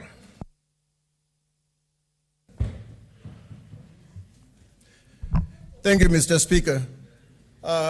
It's been a while that I wanted to speak because I had things to say about all that passed. I have reason to support the adjournment, and I want to speak on three issues. One, I want to speak about the formula that has brought us to where we are today. That formula is going to split this country. We are talking about adjournment. Yes. Yes. Not the formula. Well, I wanted to begin from where I should have been when I did not get the chance to talk. But let's talk about the adjournment. Mr. Speaker, I'd like you to consider the idea of adjournment without voting. Respect the views of the rest of us. We think that for fairness, we should adjourn without voting till further notice. The reason is that 3 of our colleagues are not here. And those 3 of our colleagues are out on questionable circumstances. Now, Mr. Speaker, I'd like people to listen because I have a point to make here. There is no reason as to why those 3 members are not here. Only a little child, less than 2 years, can be convinced that those people were arrested because they did something. One senator is accused of distributing sanitizers to people who need it. Surely in this country, in this time, who would accuse somebody of distributing sanitizer since there are so many people that are dying now in this country, there are so many people that are infected now in this country and need sanitizer to stay clean, need sanitizer to keep away COVID-19. So that is no reason at all to arrest anybody. And another member has been arrested on the question of cattle rustling. Now, it's very hard for me to think that somebody would accuse a senator of cattle rustling. Cattle rustling is as old as the communities that rustle cattle today. And the reason why those communities do cattle rustling is because of the very reason that you didn't want me to speak about. There are very few resources, and as a result, those people want to have cattle so they can have good lives. So this has been going on for a long time. You've been at this in Turkana, Mr. Speaker, and you've got reports about cattle rustling in different parts of Kenya, especially in Turkana. And nothing was done about that. And even today, cattle rustling is going on. Nothing has been done. So how is it that a member of parliament is now accused of having rustled cattle? That's a flimsy reason, because others before him should have been arrested. Why now is this person being arrested? So this only tells me that this arrest was only so that these people would not vote. So because you see what everybody is feeling is that these people should be here to vote. I request you, Mr. Speaker, to adjourn the motion, adjourn this particular house till these members of parliament are here, and then we are going to take that vote. Senator Kwamboka Beatrice. Thank you, Mr. Speaker. I arise to oppose the adjournment. Mr. Speaker, Kenyans are watching. We've been here severally discussing about this revenue issue. And Mr. Speaker, if someone is arrested, we senators, we are not special than the common mwananchi. Let the police do their mandate. Let us do our mandate here. We came here today for this special sitting just to discuss this issue of revenue. Mr. Speaker, through your wisdom, guide us. Instead of, and the way you see the emotions are going up and down, Mr. Speaker, through your wisdom, kindly show us direction. If you are going to vote, let us vote. For those who are opposing, for those who are for the adjournment, Mr. Speaker, so that we can move on to another debate of the motion. Senator Mwaruma.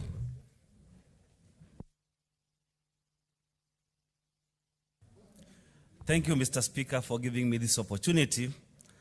I was actually a bit worried because my people were asking me, why aren't you contributing? But the truth is that most people were contributing through points of orders in all those sessions that we've been having.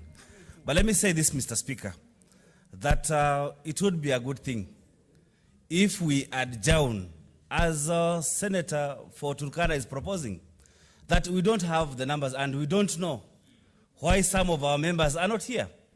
In the morning, we don't know the reasons why they are arrested. We adjourned in the morning, Mr. Speaker, to go and find out what's wrong with them. Now we know. And I was party to the party which went to Senator Malala's house. He told us himself that the reason why he was arrested is that he was caught distributing sanitizers. Now, is that really a reason? Mr. Speaker, we want fairness in this matter. We want fairness because for some of us who have been historically marginalized, devolution is everything.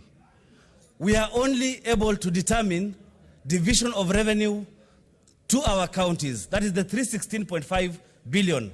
We do not know how the rest of the 2.7 trillion, Mr. Speaker, is used. That is why we are saying we have the people of Kakamega through their representative, Senator Malala, who are supposed to be represented in this house. We have the people of Bomet, who are supposed to be represented here.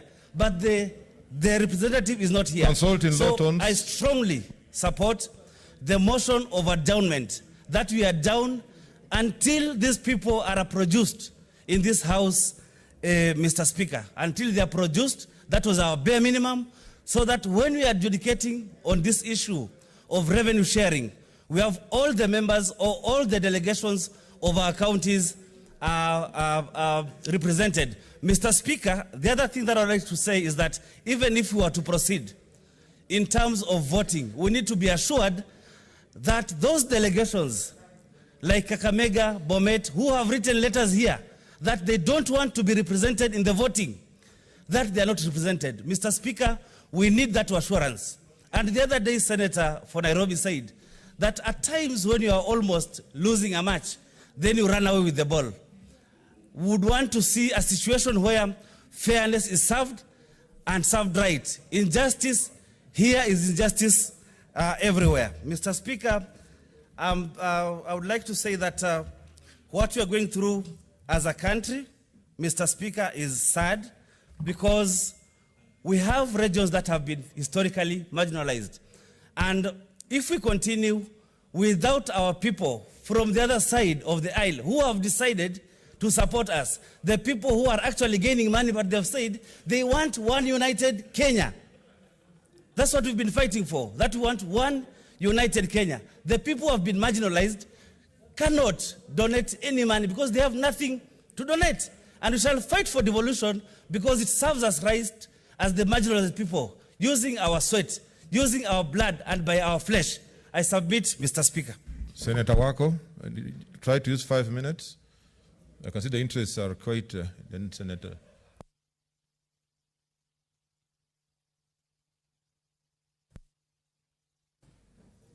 Thank you, Mr. Speaker. It's not me? Is it Wako with a Q or Wako with a K? You're the one.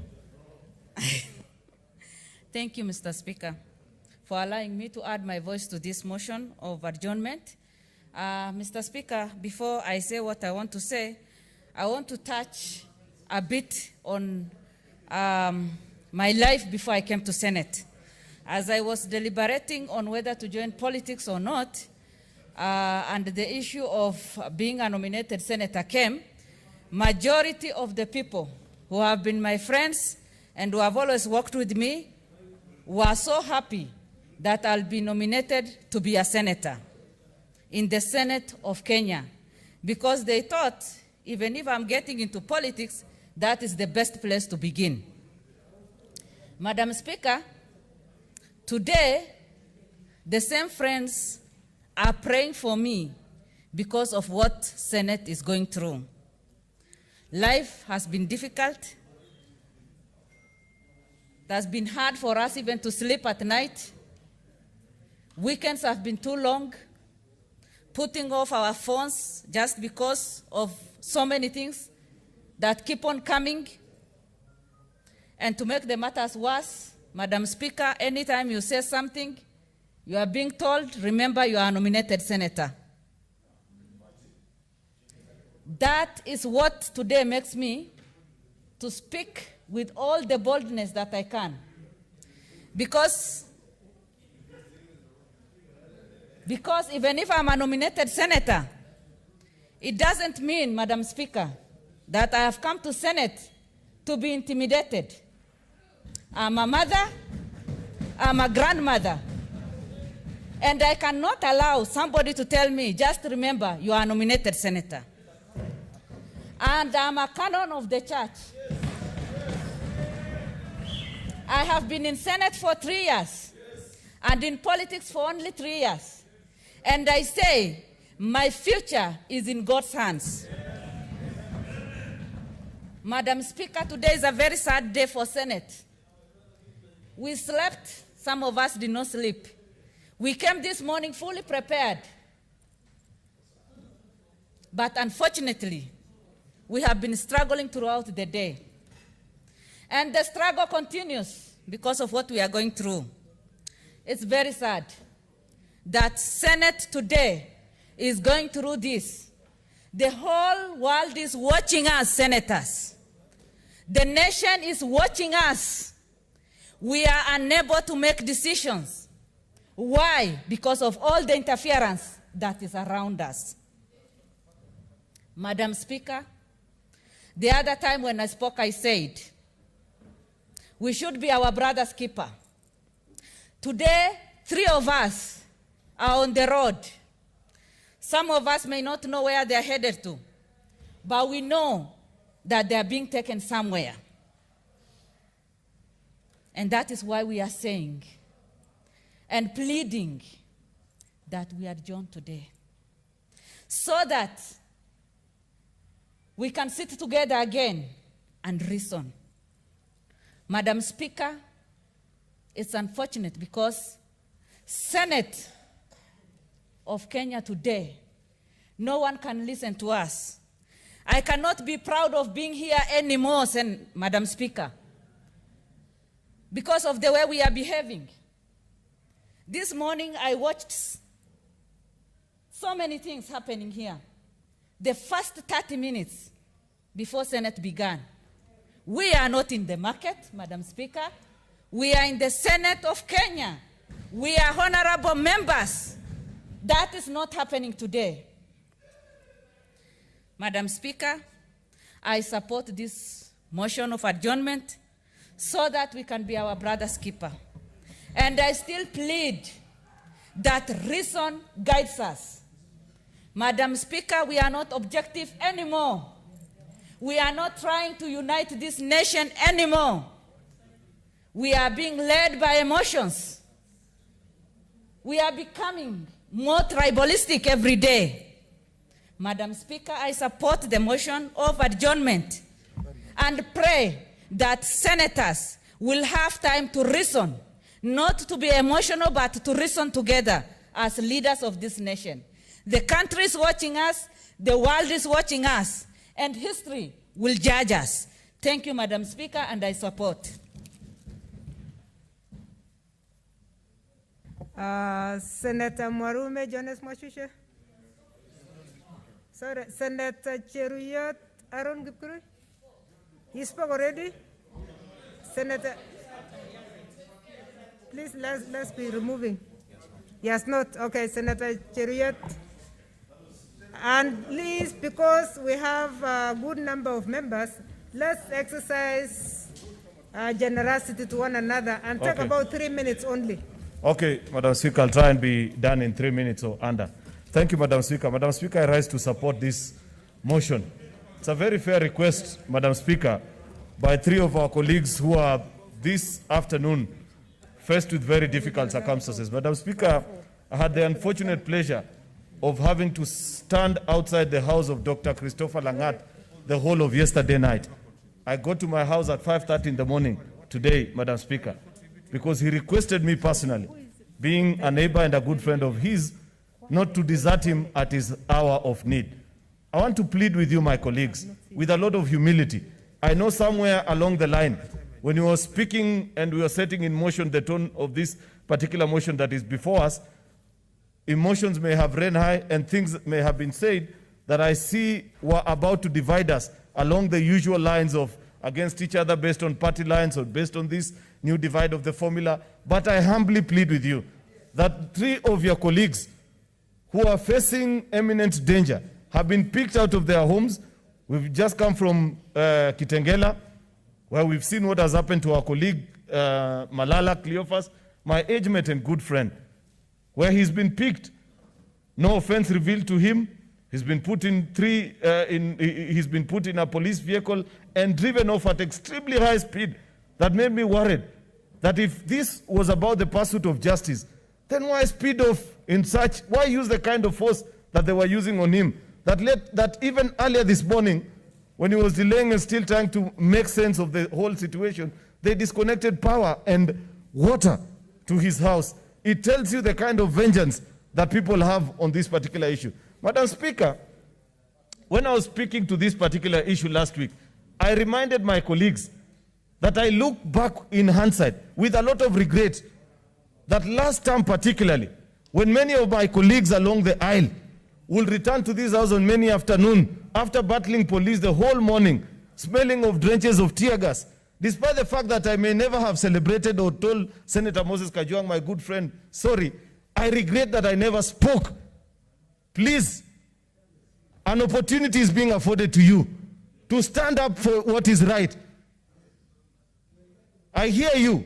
Every time that we speak to you, say, oh, we've been down these trenches. The fact that you've been down this particular trench doesn't give you the right to support impunity at this particular time. Otherwise, what is the difference between you and the oppressor? Because if situations of life put you at the same side with the oppressor, never agree with them. And I say this with a lot of humility, from the deep down, from the bottom of my heart, that should a situation present itself where in future, even if it is my own brother, even if it is my good friend who will be controlling the levers of power, I will never allow such a thing to happen. I plead with you, my colleagues. This is not a decision of whether to vote this way or the other way with regards to the formula. It's just a fair request saying, before we proceed, can we be assured, 1, of the safety of our colleagues?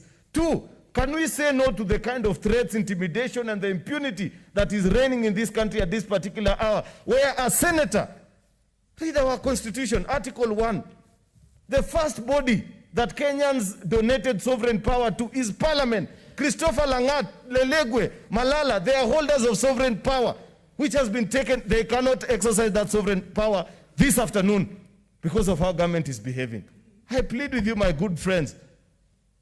It may be favorable to you at this particular time. And I wish I had said this when Senator James Orengo was here, because he has reminded us the words that he said on that day. I want to plead with him that the same way he reminded us that government eats their own children, then he shouldn't assist in holding the knife for those governors as it devours their children. Because that's the situation he finds himself in, having been on the other side. Therefore, Madam Speaker, I know requests have been made. I know my colleagues are pleading with you that we do hurry, that we need to proceed. I even plead with my good friend, the Senator from Murang'a, Senator Irungu Kangata, who is almost my age mate. And I have reminded him, because we've had a robust conversation about this, that time and age is on our side. Let us not look back with history and be reminded that when we were presented with such an opportunity, we voted for things to go this way. I am encouraged by the words of the Senator of Embu, Senator Njeru Ndwiga, who has this morning reminded us that he cannot in his old age support the things that he fought against when he was a young person. I respect you, Senator Njeru Ndwiga, because you put out your life fighting. I plead that this is a house that has elders before us. It is not even lost. Maybe this particular opportunity of our colleagues disappearing will present an opportunity for a more amiable solution that will end up having the 47 out of 47 support like we did in 2016. Therefore, Madam Speaker, with those very many remarks, I request to support this particular motion. Thank you.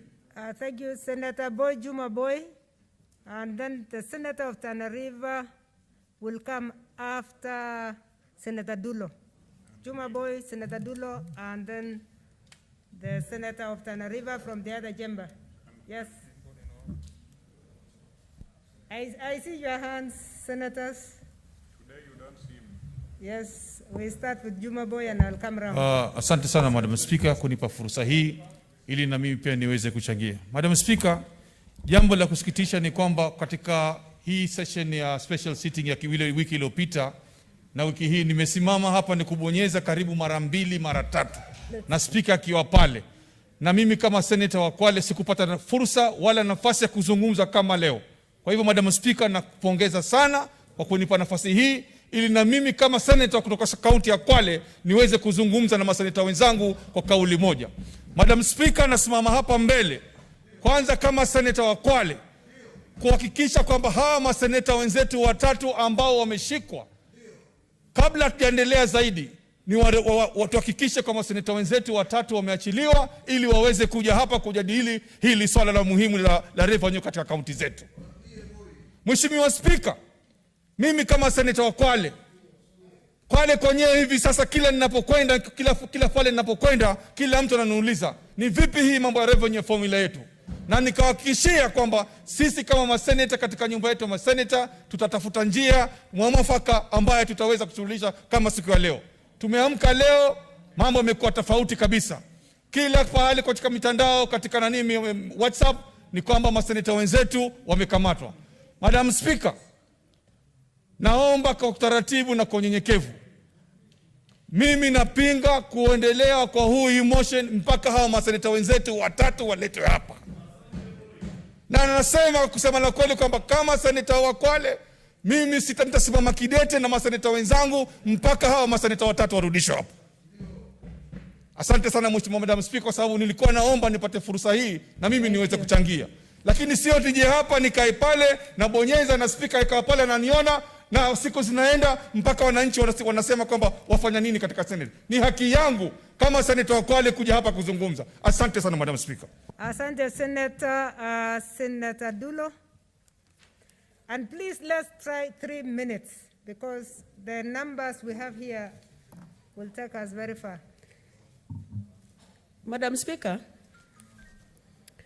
I wish to stand to support this adjournment motion. Reason being, Madam Speaker, and before I say the reason, let me put for record here. There are people who are asking, why is Fatuma Dulo opposing these formulas that have been introduced by the Committee of Finance? Madam Speaker, I support the government of the day 150%, if there is anything like 150%. But I am elected by Isiolo people to come and represent their interest here. And that is the reason why I'm opposing this amendment by the Committee of Finance. Madam Speaker, for the record, and I'm repeating it again, my county is losing 869 million with a budget of 4.2 million, which clearly means if this amendment goes through, Madam Speaker, we are going to close down our county as far as operation and development is concerned. Madam Speaker, we have our colleagues who are out there, who are not in this house, and the reason why we adjourned this morning, more so Senator Lelegwe, whose county is losing, and he's not in this house to represent his people, which is really unfortunate. Number two, Madam Speaker, there are two senators who have said, in the interest of this house and in the interest of Kenyans, they will support with those who are opposing. Madam Speaker,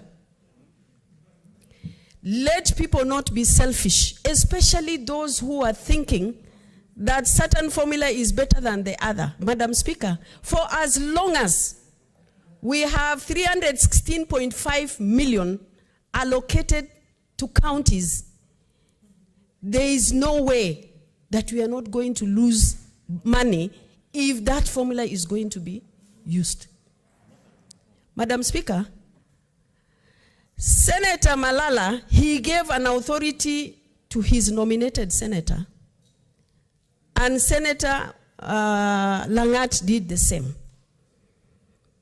There are those who are thinking, because the authority was there before, and I want to preempt this, they feel like, you know, Madam Speaker, that they can use that against the numbers on the other side. Let me tell you, my colleagues, with all due respect, you don't have numbers.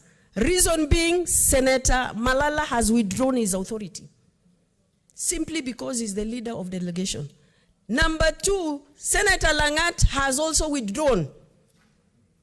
And if people are going to use the letters that were given this morning, and I want to set a precedent that was actually ruled in this house. Last Senate, when the votes were not tallying, Madam Speaker, Senator Obure, on the floor of the House, authorized his senator for Kisii then to vote on his behalf. And I hope those who are thinking they are going to use authority of Langata or disregard the authority that was withdrawn to carry the vote of today, you are wrong. It will not happen because there is already a president on this floor of the House. Madam Speaker, I want to urge my colleagues. We have said that we have to be each other's keeper. What we have on the floor of this House today is dividing this country. It's dividing the senators. Senator Haji, are you on a point of order or contribution? Okay, I'll give you a chance to contribute. Madam Speaker, last week we adjourned simply because some people didn't want to, the solution that was going to come out of that discussion. Today we have a real, genuine reason that we want to adjourn this House. And we have said, in all fairness, in respect for the people of Bomet, and I've seen on the social media, by the way, there is burning going down in Bomet.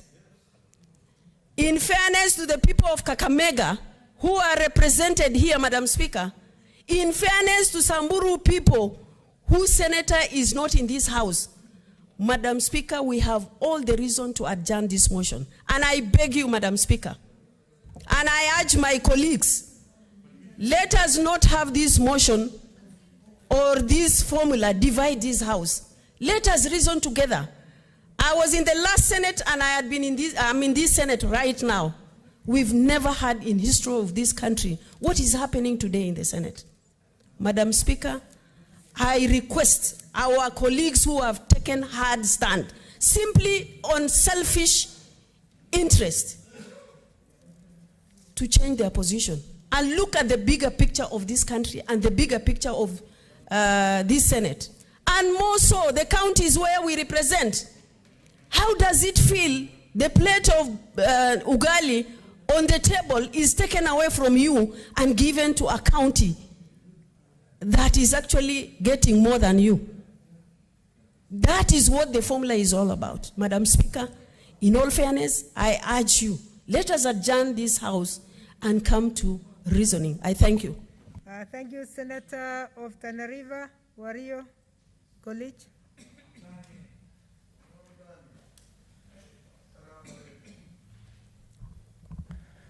Asante Mheshimiwa Spika kwa kunipatia nafasi hii. Mheshimiwa Spika, nimesimama hapa kidete ili kuweza kupinga wale wenzetu ambao walishikwa. Mheshimiwa Spika, mimi ninaunga mkono kabisa mswada wa kuakhirisha jambo ambalo liko mbele yetu. Mheshimiwa Spika, haiwezi ikawa ni kwa bahati mbaya seneta watatu ambao wanawakilisha jimbo lao kushikwa siku ya leo, ambao wote sisi tunajua wanapiga kura kwa upande mmoja. Mheshimiwa Spika, seneta wa Kakamega alishikwa kwa sababu alikuwa anagawanya sanitizers jana. Basi angekuwa ameshikwa jana akaachiliwa leo, sababu jana hakukuwa na huu mswada hapa katika bunge, lakini leo huu mswada uko hapa bungeni. Kwa nini ashikwe leo ili aweze kukosa kupiga kura? Mheshimiwa Spika, watu wa Samburu, watu wa Kakamega wamedhulumiwa kwa sababu walipigia kura maseneta wao ili waje wawakilishe hapa. Ikiwa watu hao leo hawapatikani hapa kupiga kura, basi inaonyesha ya kwamba watu wa Kakamega hawako katika jambo hili la ugavi ya rasilimali, na watu wa Samburu pia hawako katika ugavi huu wa rasilimali ya leo. Kwa hivyo tunaona ya kwamba hapa hakuna haki ambayo imetendeka.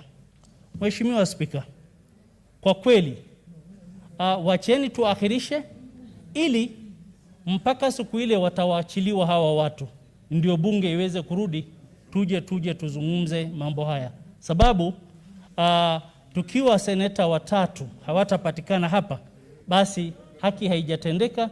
Na sisi on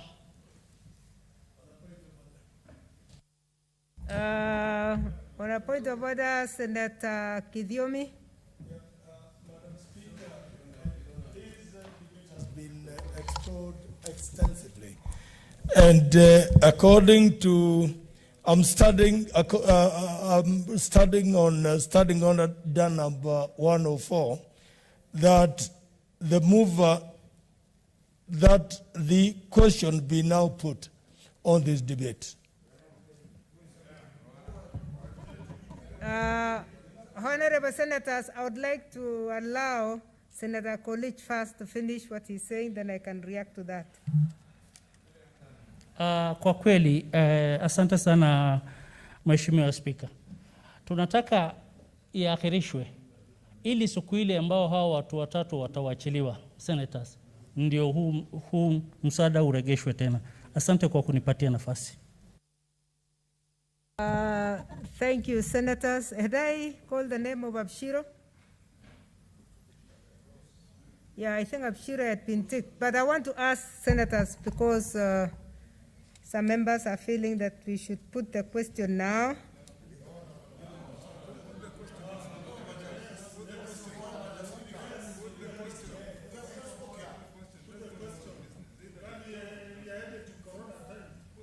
Can we agree? Senators, I want a compromise. Can I take 2 from this side and 2 from this side?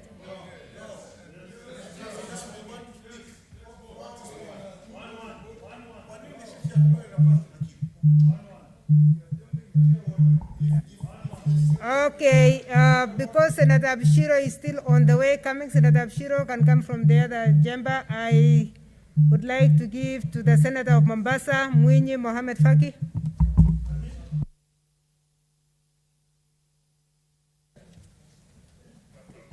Asante Bi Speaker kwa kunipa fursa hii kuchangia. And please 3 minutes timed. Madam Speaker, nilikuwa hapa wiki iliyokwisha nikabofya mpaka bunge likaahirishwa, sikuweza kuongea.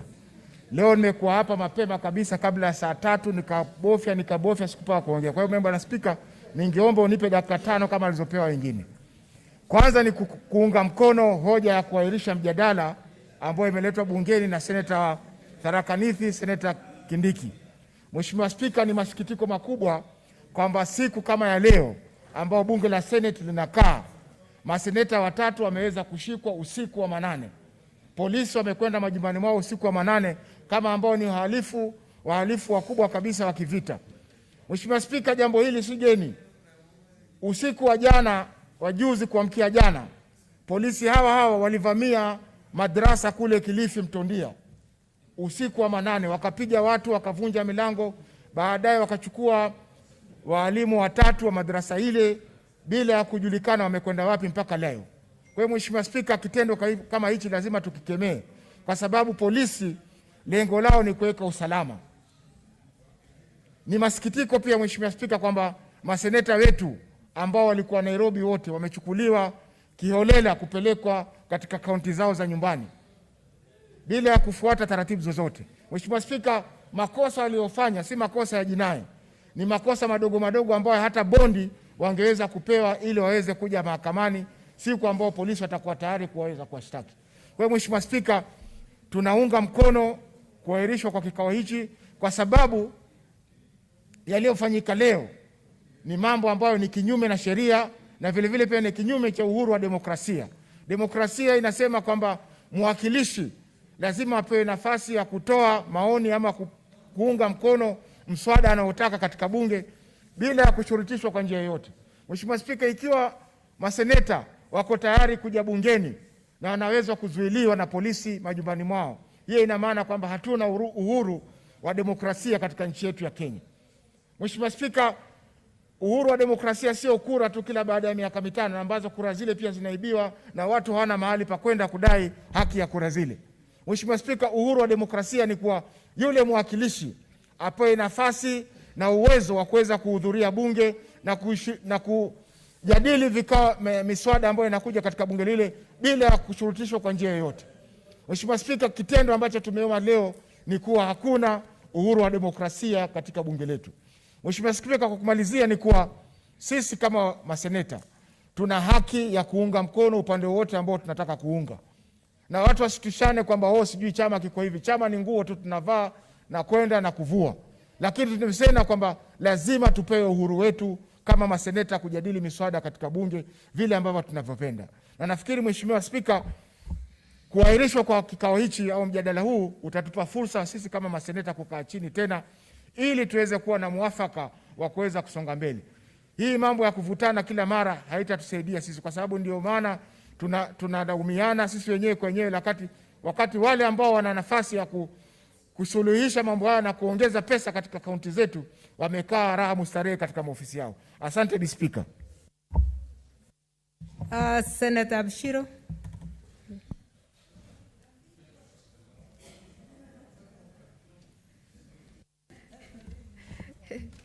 Thank you very much, Madam Speaker. Madam Speaker, I thank you for giving me this opportunity to contribute to this debate. Madam Speaker, for the last few sittings, I've been sitting very quietly listening to the debate, and I'm in awe of some of the great orations of my colleagues. But Madam Speaker, sometimes great orations don't only just capture the truth of the time or the truth of the debate, they also capture the big lies. Madam Speaker, there's just so many things I'm very saddened with as people stand in this house and speak untruths and dishonest positions, Madam Speaker, and to take the citizens of this country as fools. Madam Speaker, if there's one place that the intelligent people is a 254, as the youth of this country will say. So today, I would like to say, Madam Speaker, first of all, I stand to support the adjournment motion and to say that what has been done to our colleagues is really unacceptable, and we condemn it in the highest and the toughest, language possible. Madam Speaker, allow me to just go to a very, to go to one of those confessionals by this German Pastor Martin. This has been said over and over again on this space. First, they came for the communists, and I did not speak out because I am not a communist. They then came for the socialist. I did not speak out because I was not a socialist. They then came for the trade unionist, and I did not speak because I'm not a trade unionist. They came for the Jews. I didn't speak because I wasn't a Jew. And when they came for me, there was nobody left to speak for me. Madam, United Senators have been accused of being disloyal or disobedient. Madam Speaker, that is furthest from the truth. Madam Speaker, the kind of obedience or loyalty that is born of fear and self-preservation is no loyalty at all, and I don't subscribe to that kind of loyalty. Madam Speaker, today I stand here more loyal than the government of Kenya, the President of the Republic of Kenya, and my party leader, more than anybody else. And my track record shows it. Madam Speaker, but I am a very lucky person. My party leader doesn't just inspire obedience and demand it, because he knows the fallacy of forced and narrow obedience that is born of self-interest and self-preservation. He knows that great leaders don't really focus on those. It's the bad leaders who focus on these things. The good leaders inspire principled behavior in their people, and that is what my party leader supports in me. And therefore, I can stand here and say, without fear of persecution, that I oppose this, I support the motion to adjourn, I support my colleagues to be released immediately, and that this country is given the rightful leadership it deserves. Madam Speaker, you know, they say the number one value, the best value in a leader is courage, for it ensures all other values. Today, this House needs to be courageous and do the right thing, Madam Speaker. Madam Speaker, I have listened to people I adored, to people I looked up to people I really loved to serve, who are about to become monsters of Kenyan history.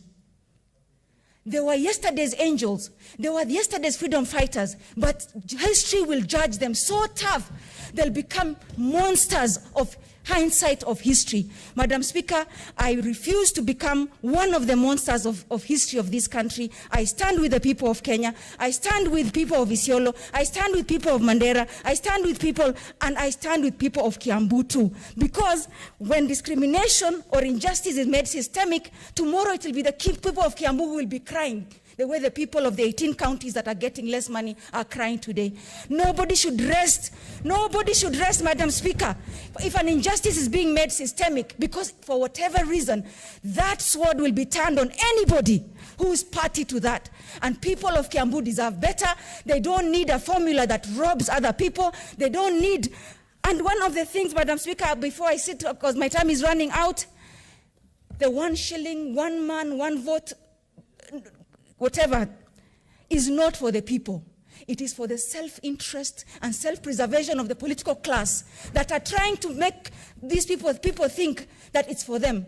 It is not for the citizens. It is not for the people that it's being purported to be. It is for the political class.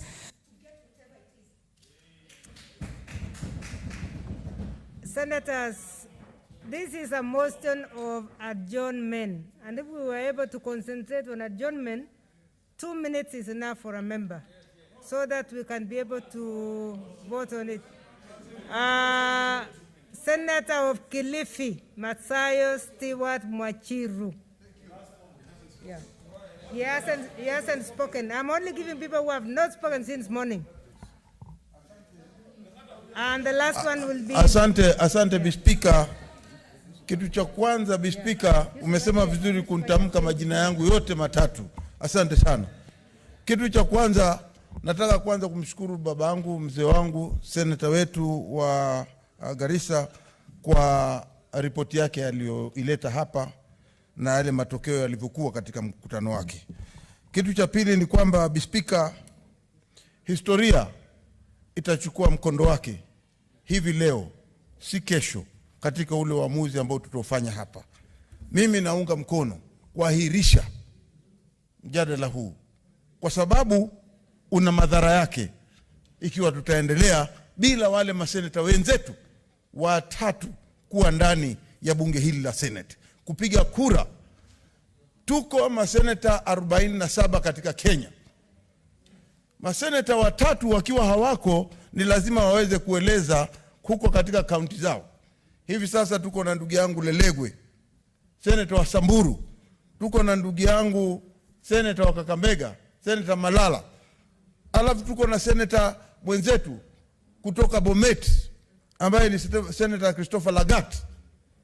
Hivi sasa wako kwenye magari katika safari za kuelekea katika vituo vya polisi na hatimaye hapo kesho kushtakiwa katika mahakama ama kuandika maripoti ambayo ni ya uongo.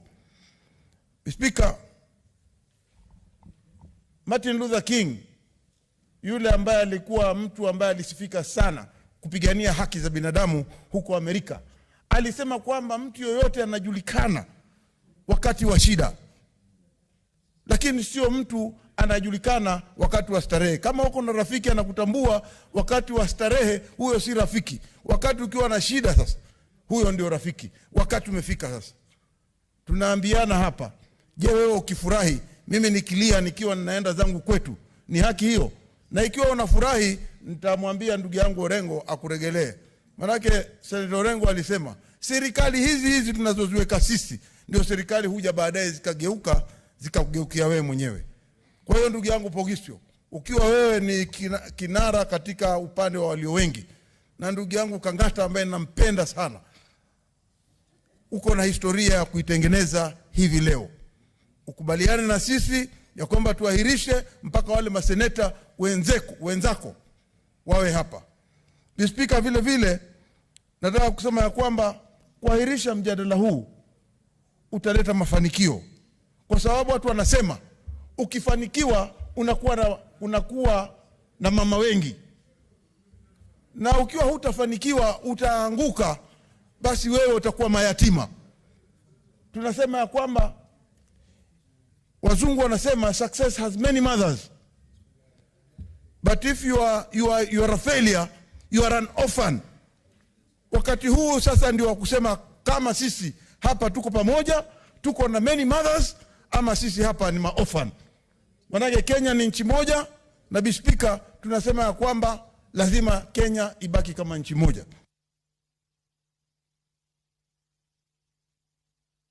Up. Your time is up, Senator. The last senator on my right who has not spoken is Senator Iman Falhada Deko.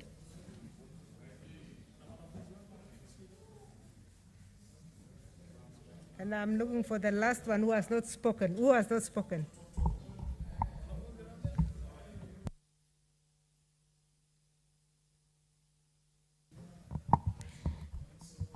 Thank you, Madam Speaker, for giving me this opportunity to join my colleagues and to support the motion of adjournment and to support my colleagues, the release of the 3 senators who were arrested.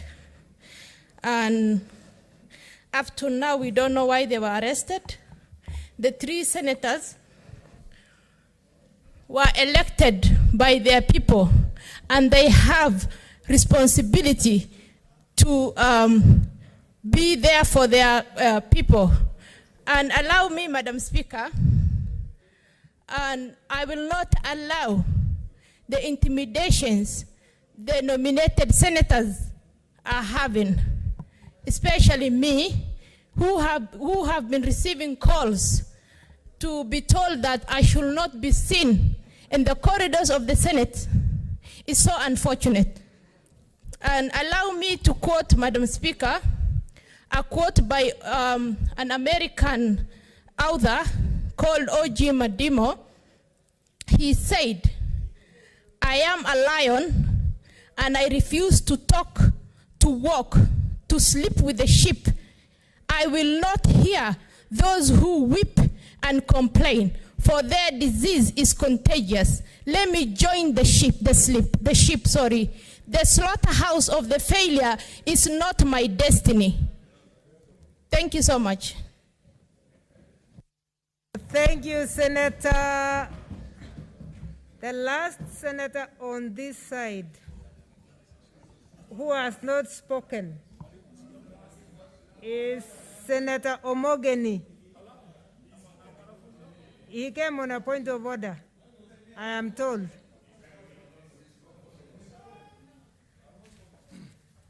Honorable Senators, this is a motion for adjournment. We'll still debate our own motion. So let's close this one so that we can come back. Okay. Thank you, Madam Speaker, for giving me this opportunity. I want to go on record as supporting this motion for adjournment. And Madam Speaker, I want to look at Senator Kangata and give graphic events of what has happened to your colleagues. If you are Christian, you will be attentive and you will listen. I've just spoken to Senator Lelegwe, Madam Speaker, who has just arrived in Samburu, and he has gone through a very horrifying experience.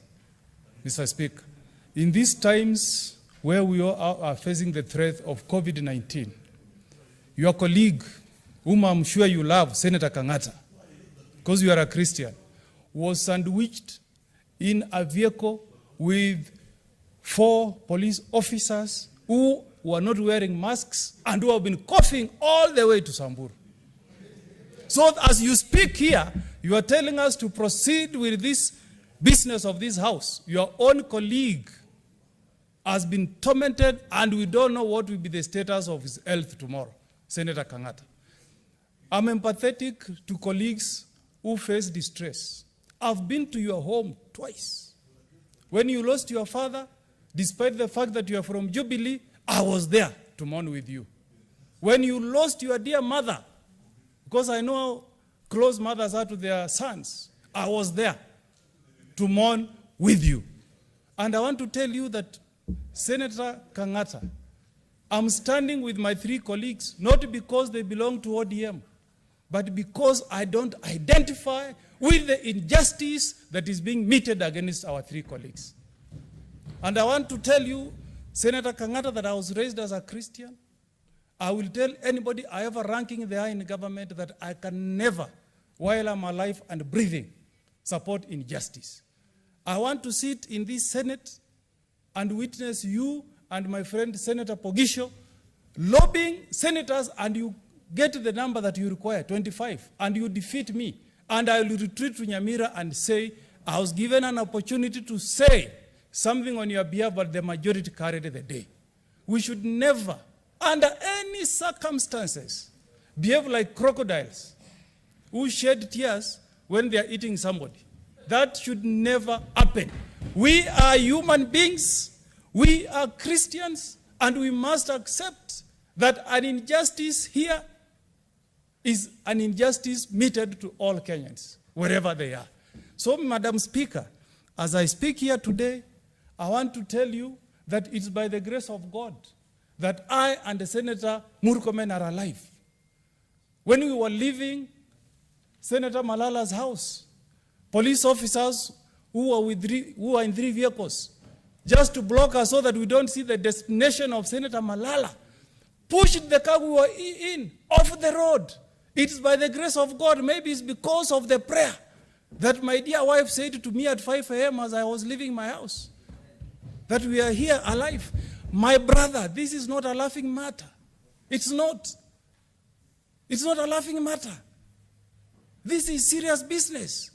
If your 3 colleagues can be picked by police on trumped up charges, you are a lawyer. You know it is a misdemeanor. If somebody has defied COVID-19 regulations, you can write to that senator and request them to appear before a police station. You bond them and ask them to appear before court the following day.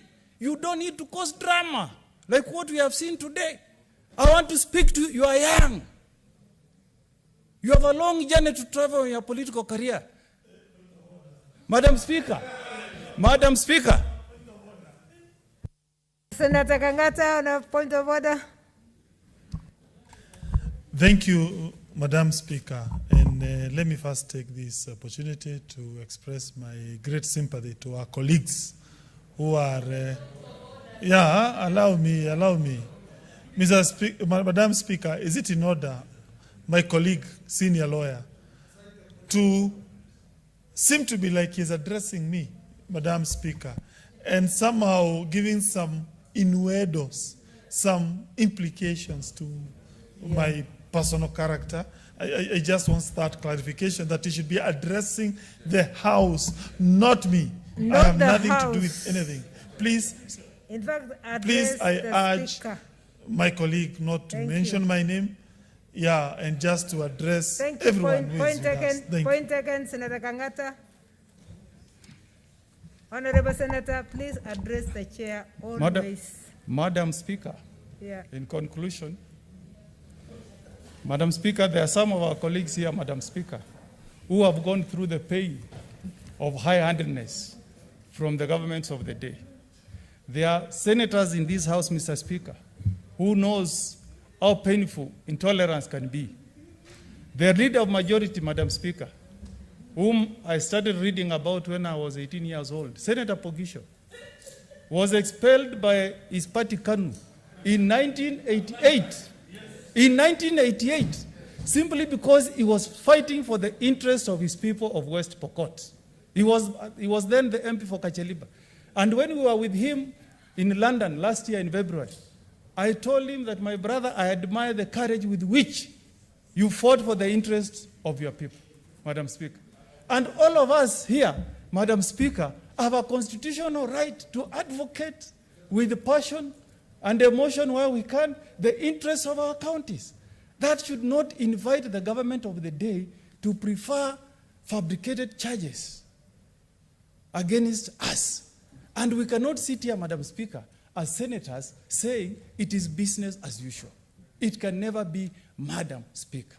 I'm requesting my colleagues, honorable senators, seated here today, that we have an opportunity to send a strong message to government that if they want us to pass business, the best option they have is to lobby us, not to arrest us so that we don't appear before this House to cast our votes.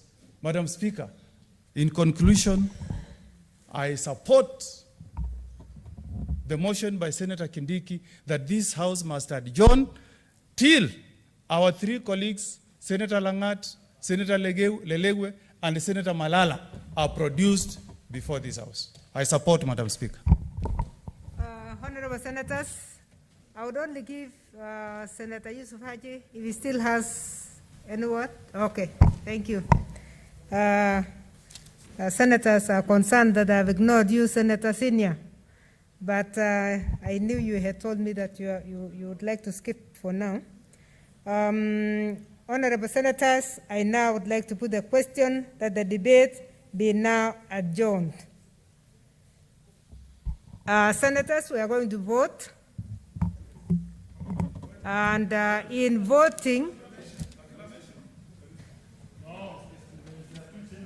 we are going to vote and we'll be asking the members from the other chamber to come forward. And we are going to use the two systems so that we move faster. So if we can have the screen for those of you who have your cards on, then we'll have,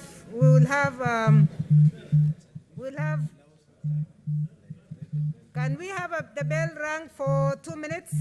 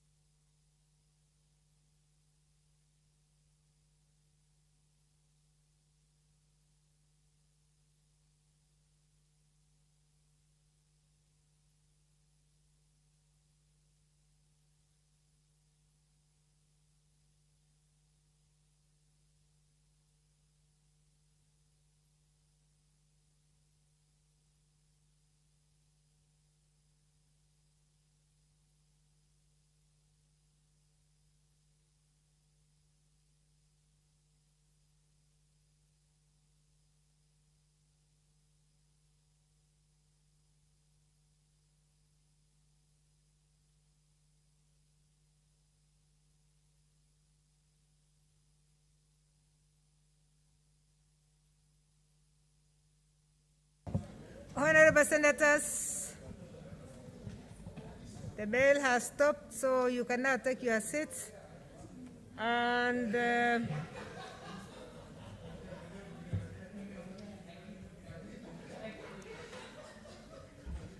Senators, honorable senators, please walk in.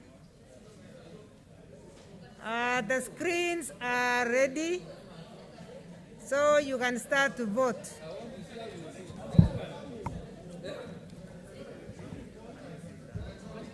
It is electronic. It's electronic for those who are inside, so please log in. And those who are in the extended chamber, please come in and you'll vote as assisted voters.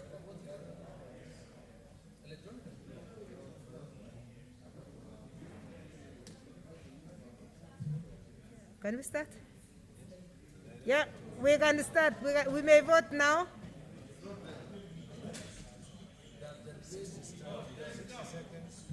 Yes.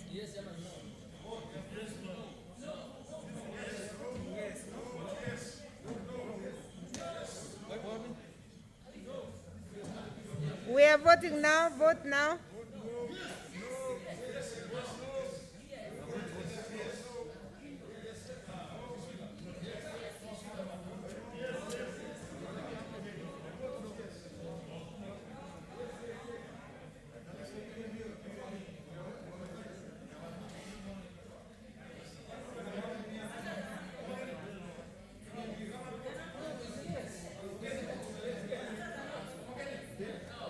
Honorable Senators, those of you who have come from the extended chamber, please come forward. You'll vote as assisted voters.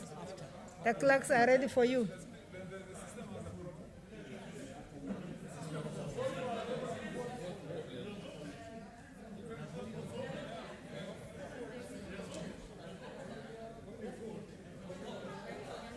Sorry, just hold on. I think the system is having another problem.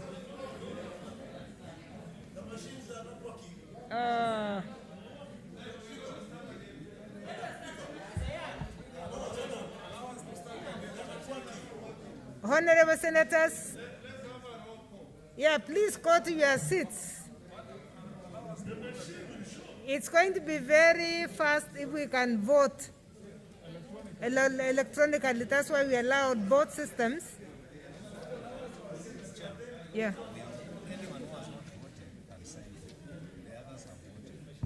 Okay. Honorable Senators, 32 members have voted. The other members can, only 32 have voted successfully. And the printout is out. The printout is out, so you can sign.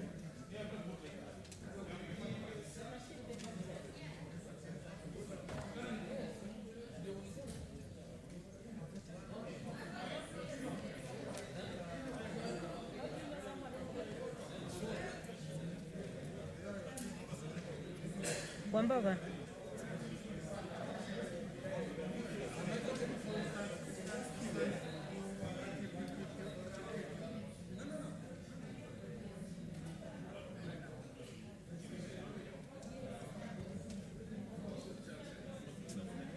Why don't you call the names of the members who have not voted?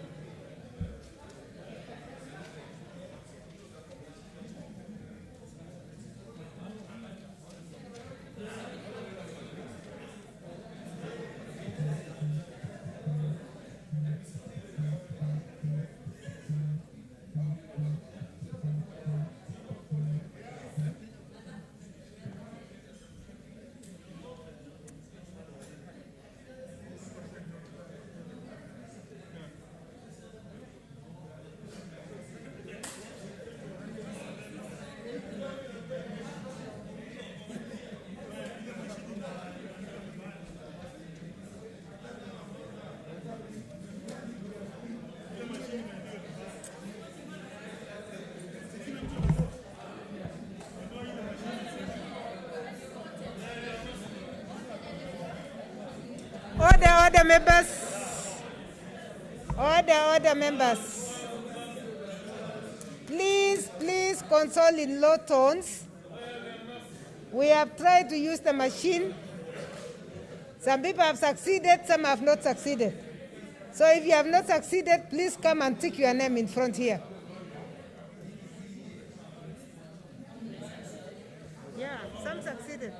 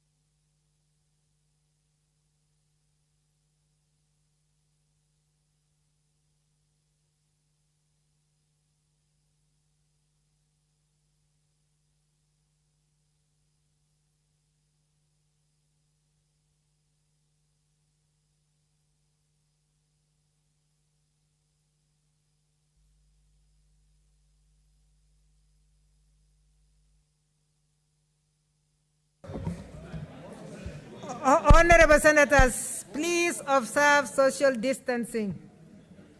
Please observe. Make sure you have your mask on and keep your distance from your colleague. Thank you.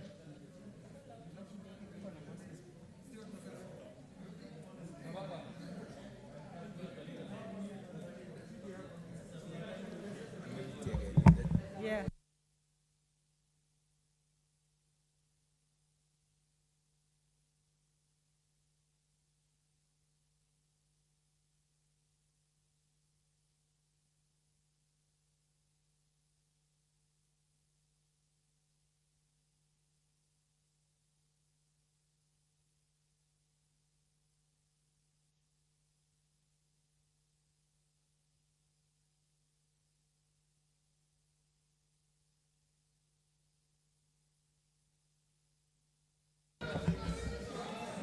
Honorable Senators, if you have voted, please go and take your seat. There is no lobbying, there is no campaign. Please vote and go and take your seat.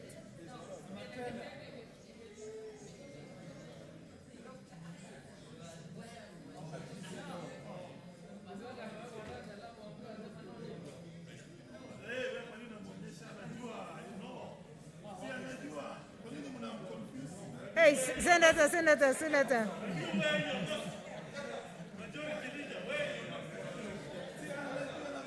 Majority whip.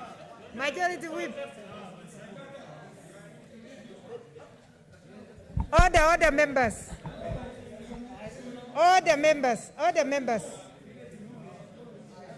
Some members are signing and sticking around the box. Honorable Senators, if you have signed, please go and sit down. Allow Senator Haniri and Gangata to be the only people to...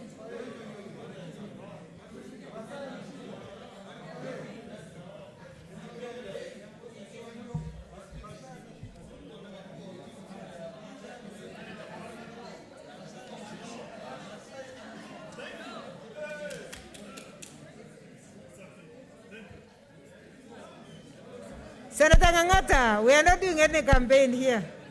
Please take yours.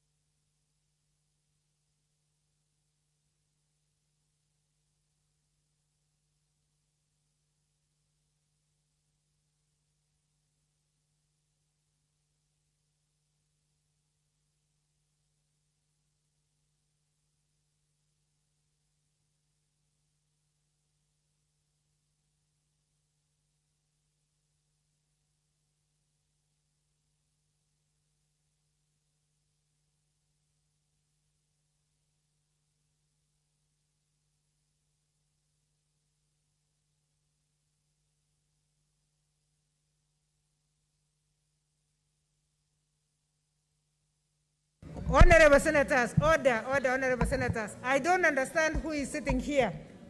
Can we move and allow only Senator Aniri for one side and Senator Gangata to stand here? A lot of us are really standing here, and this is not correct. Yes, before the clerks continue, I want everybody else to sit. If you have voted, please go and sit. Only Senator Aniri and Senator Gangata.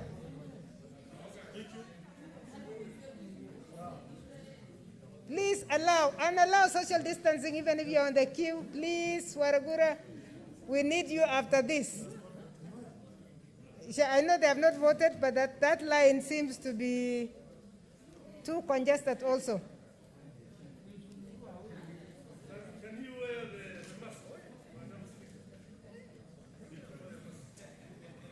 Senator Angata, can we see your mask on, please?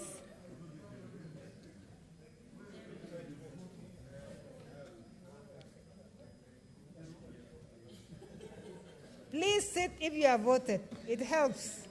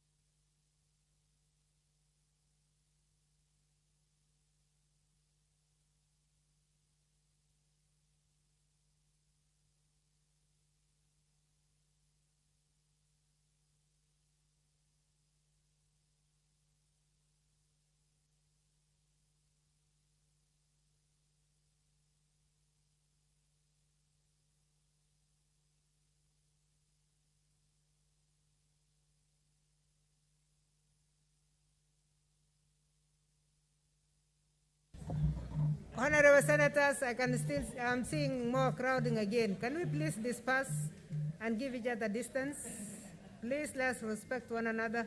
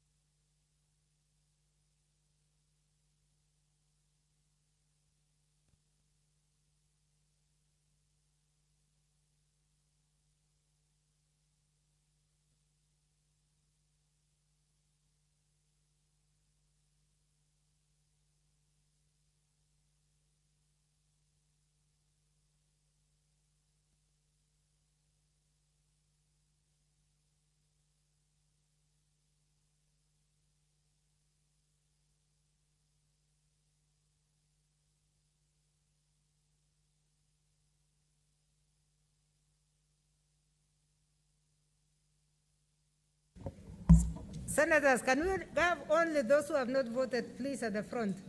If you have voted,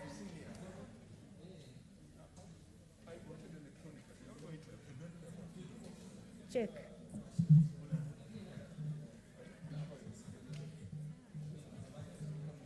Those who voted electronically have a right to check in case their electronic vote did not work.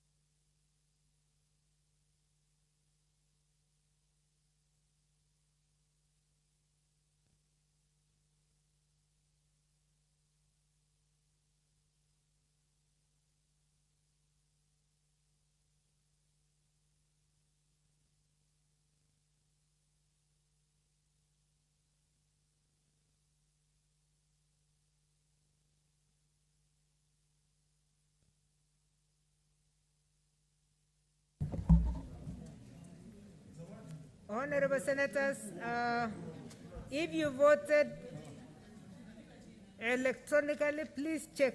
We are receiving errors already.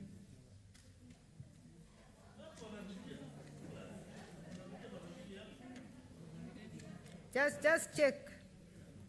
And if you have checked and you have voted, please leave the desk.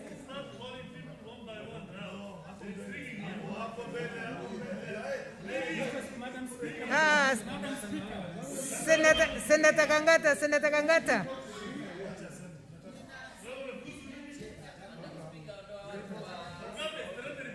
Senator Kangata and Senator Niri, your job is to observe, not to campaign. Scheduling people to vote in a particular way. That's why I said, can we move? Can everybody else move except two people? Can everybody move? Because we are having problems also of intimidation when you have too many people crowding. Why does everybody want to know who other members voted? What other members voted for? Honorable Senators. Honorable Senators, can we stop the process? Honorable Senators,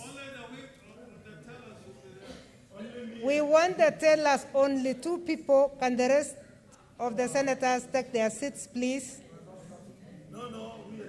Also, it is partly intimidation when you want to know where people have voted. So please move out of, we want the tellers only, 2 people. Yes, I allowed the member who abstained to now vote in the direction they want. And I said there were 2 abstentions, just in case the other one was also an error, you have a right to vote. Thank you, Senators. But if you can allow the members to, the 2 tellers to count for us.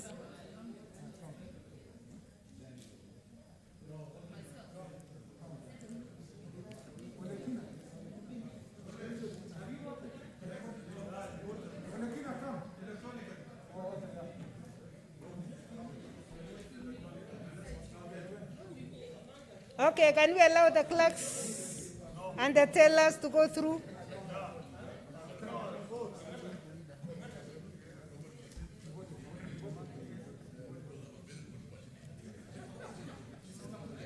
Honorable Senators, please take your seats. Take your seats. Take your seats. Take your seats, Honorable Senators. And if you came from the other chamber, you may go back after your vote. Honorable Senators, can we now allow the clerks to count with the tellers only?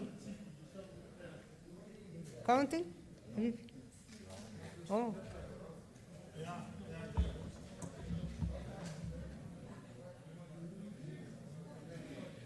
Senator Murkomen, please allow Ganiri to do his work.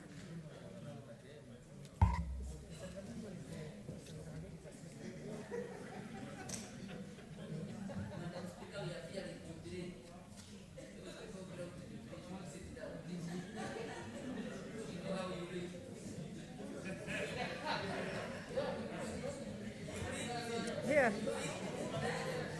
Please allow only 2 people.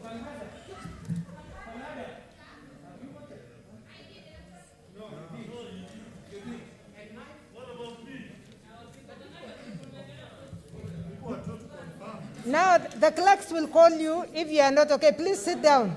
Please take your seats. Thank you.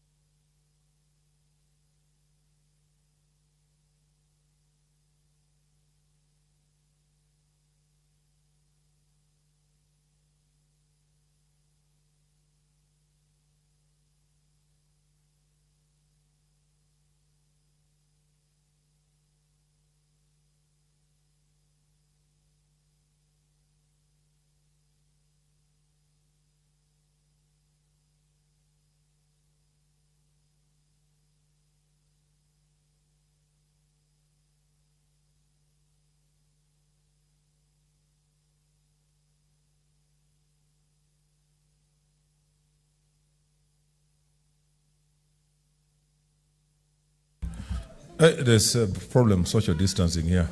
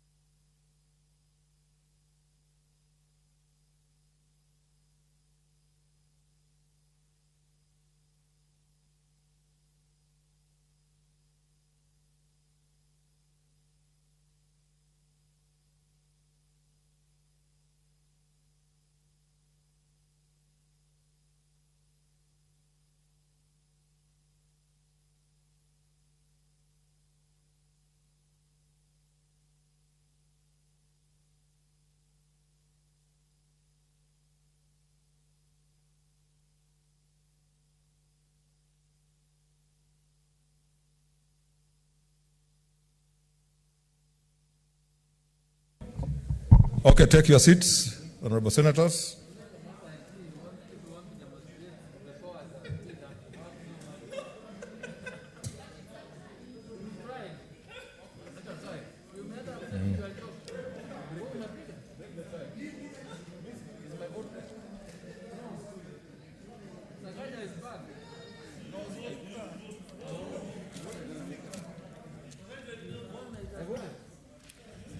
Okay, so take your seats.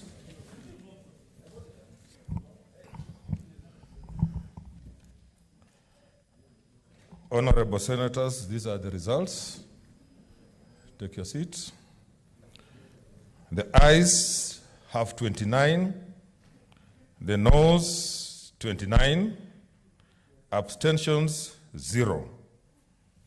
This takes us to Article 122(2)(a), which states, on a question proposed for decision in either house, A, the speaker has no vote, and B, in the case of a tie, the question is lost, which means the question to adjourn has been lost and therefore we proceed to the next order.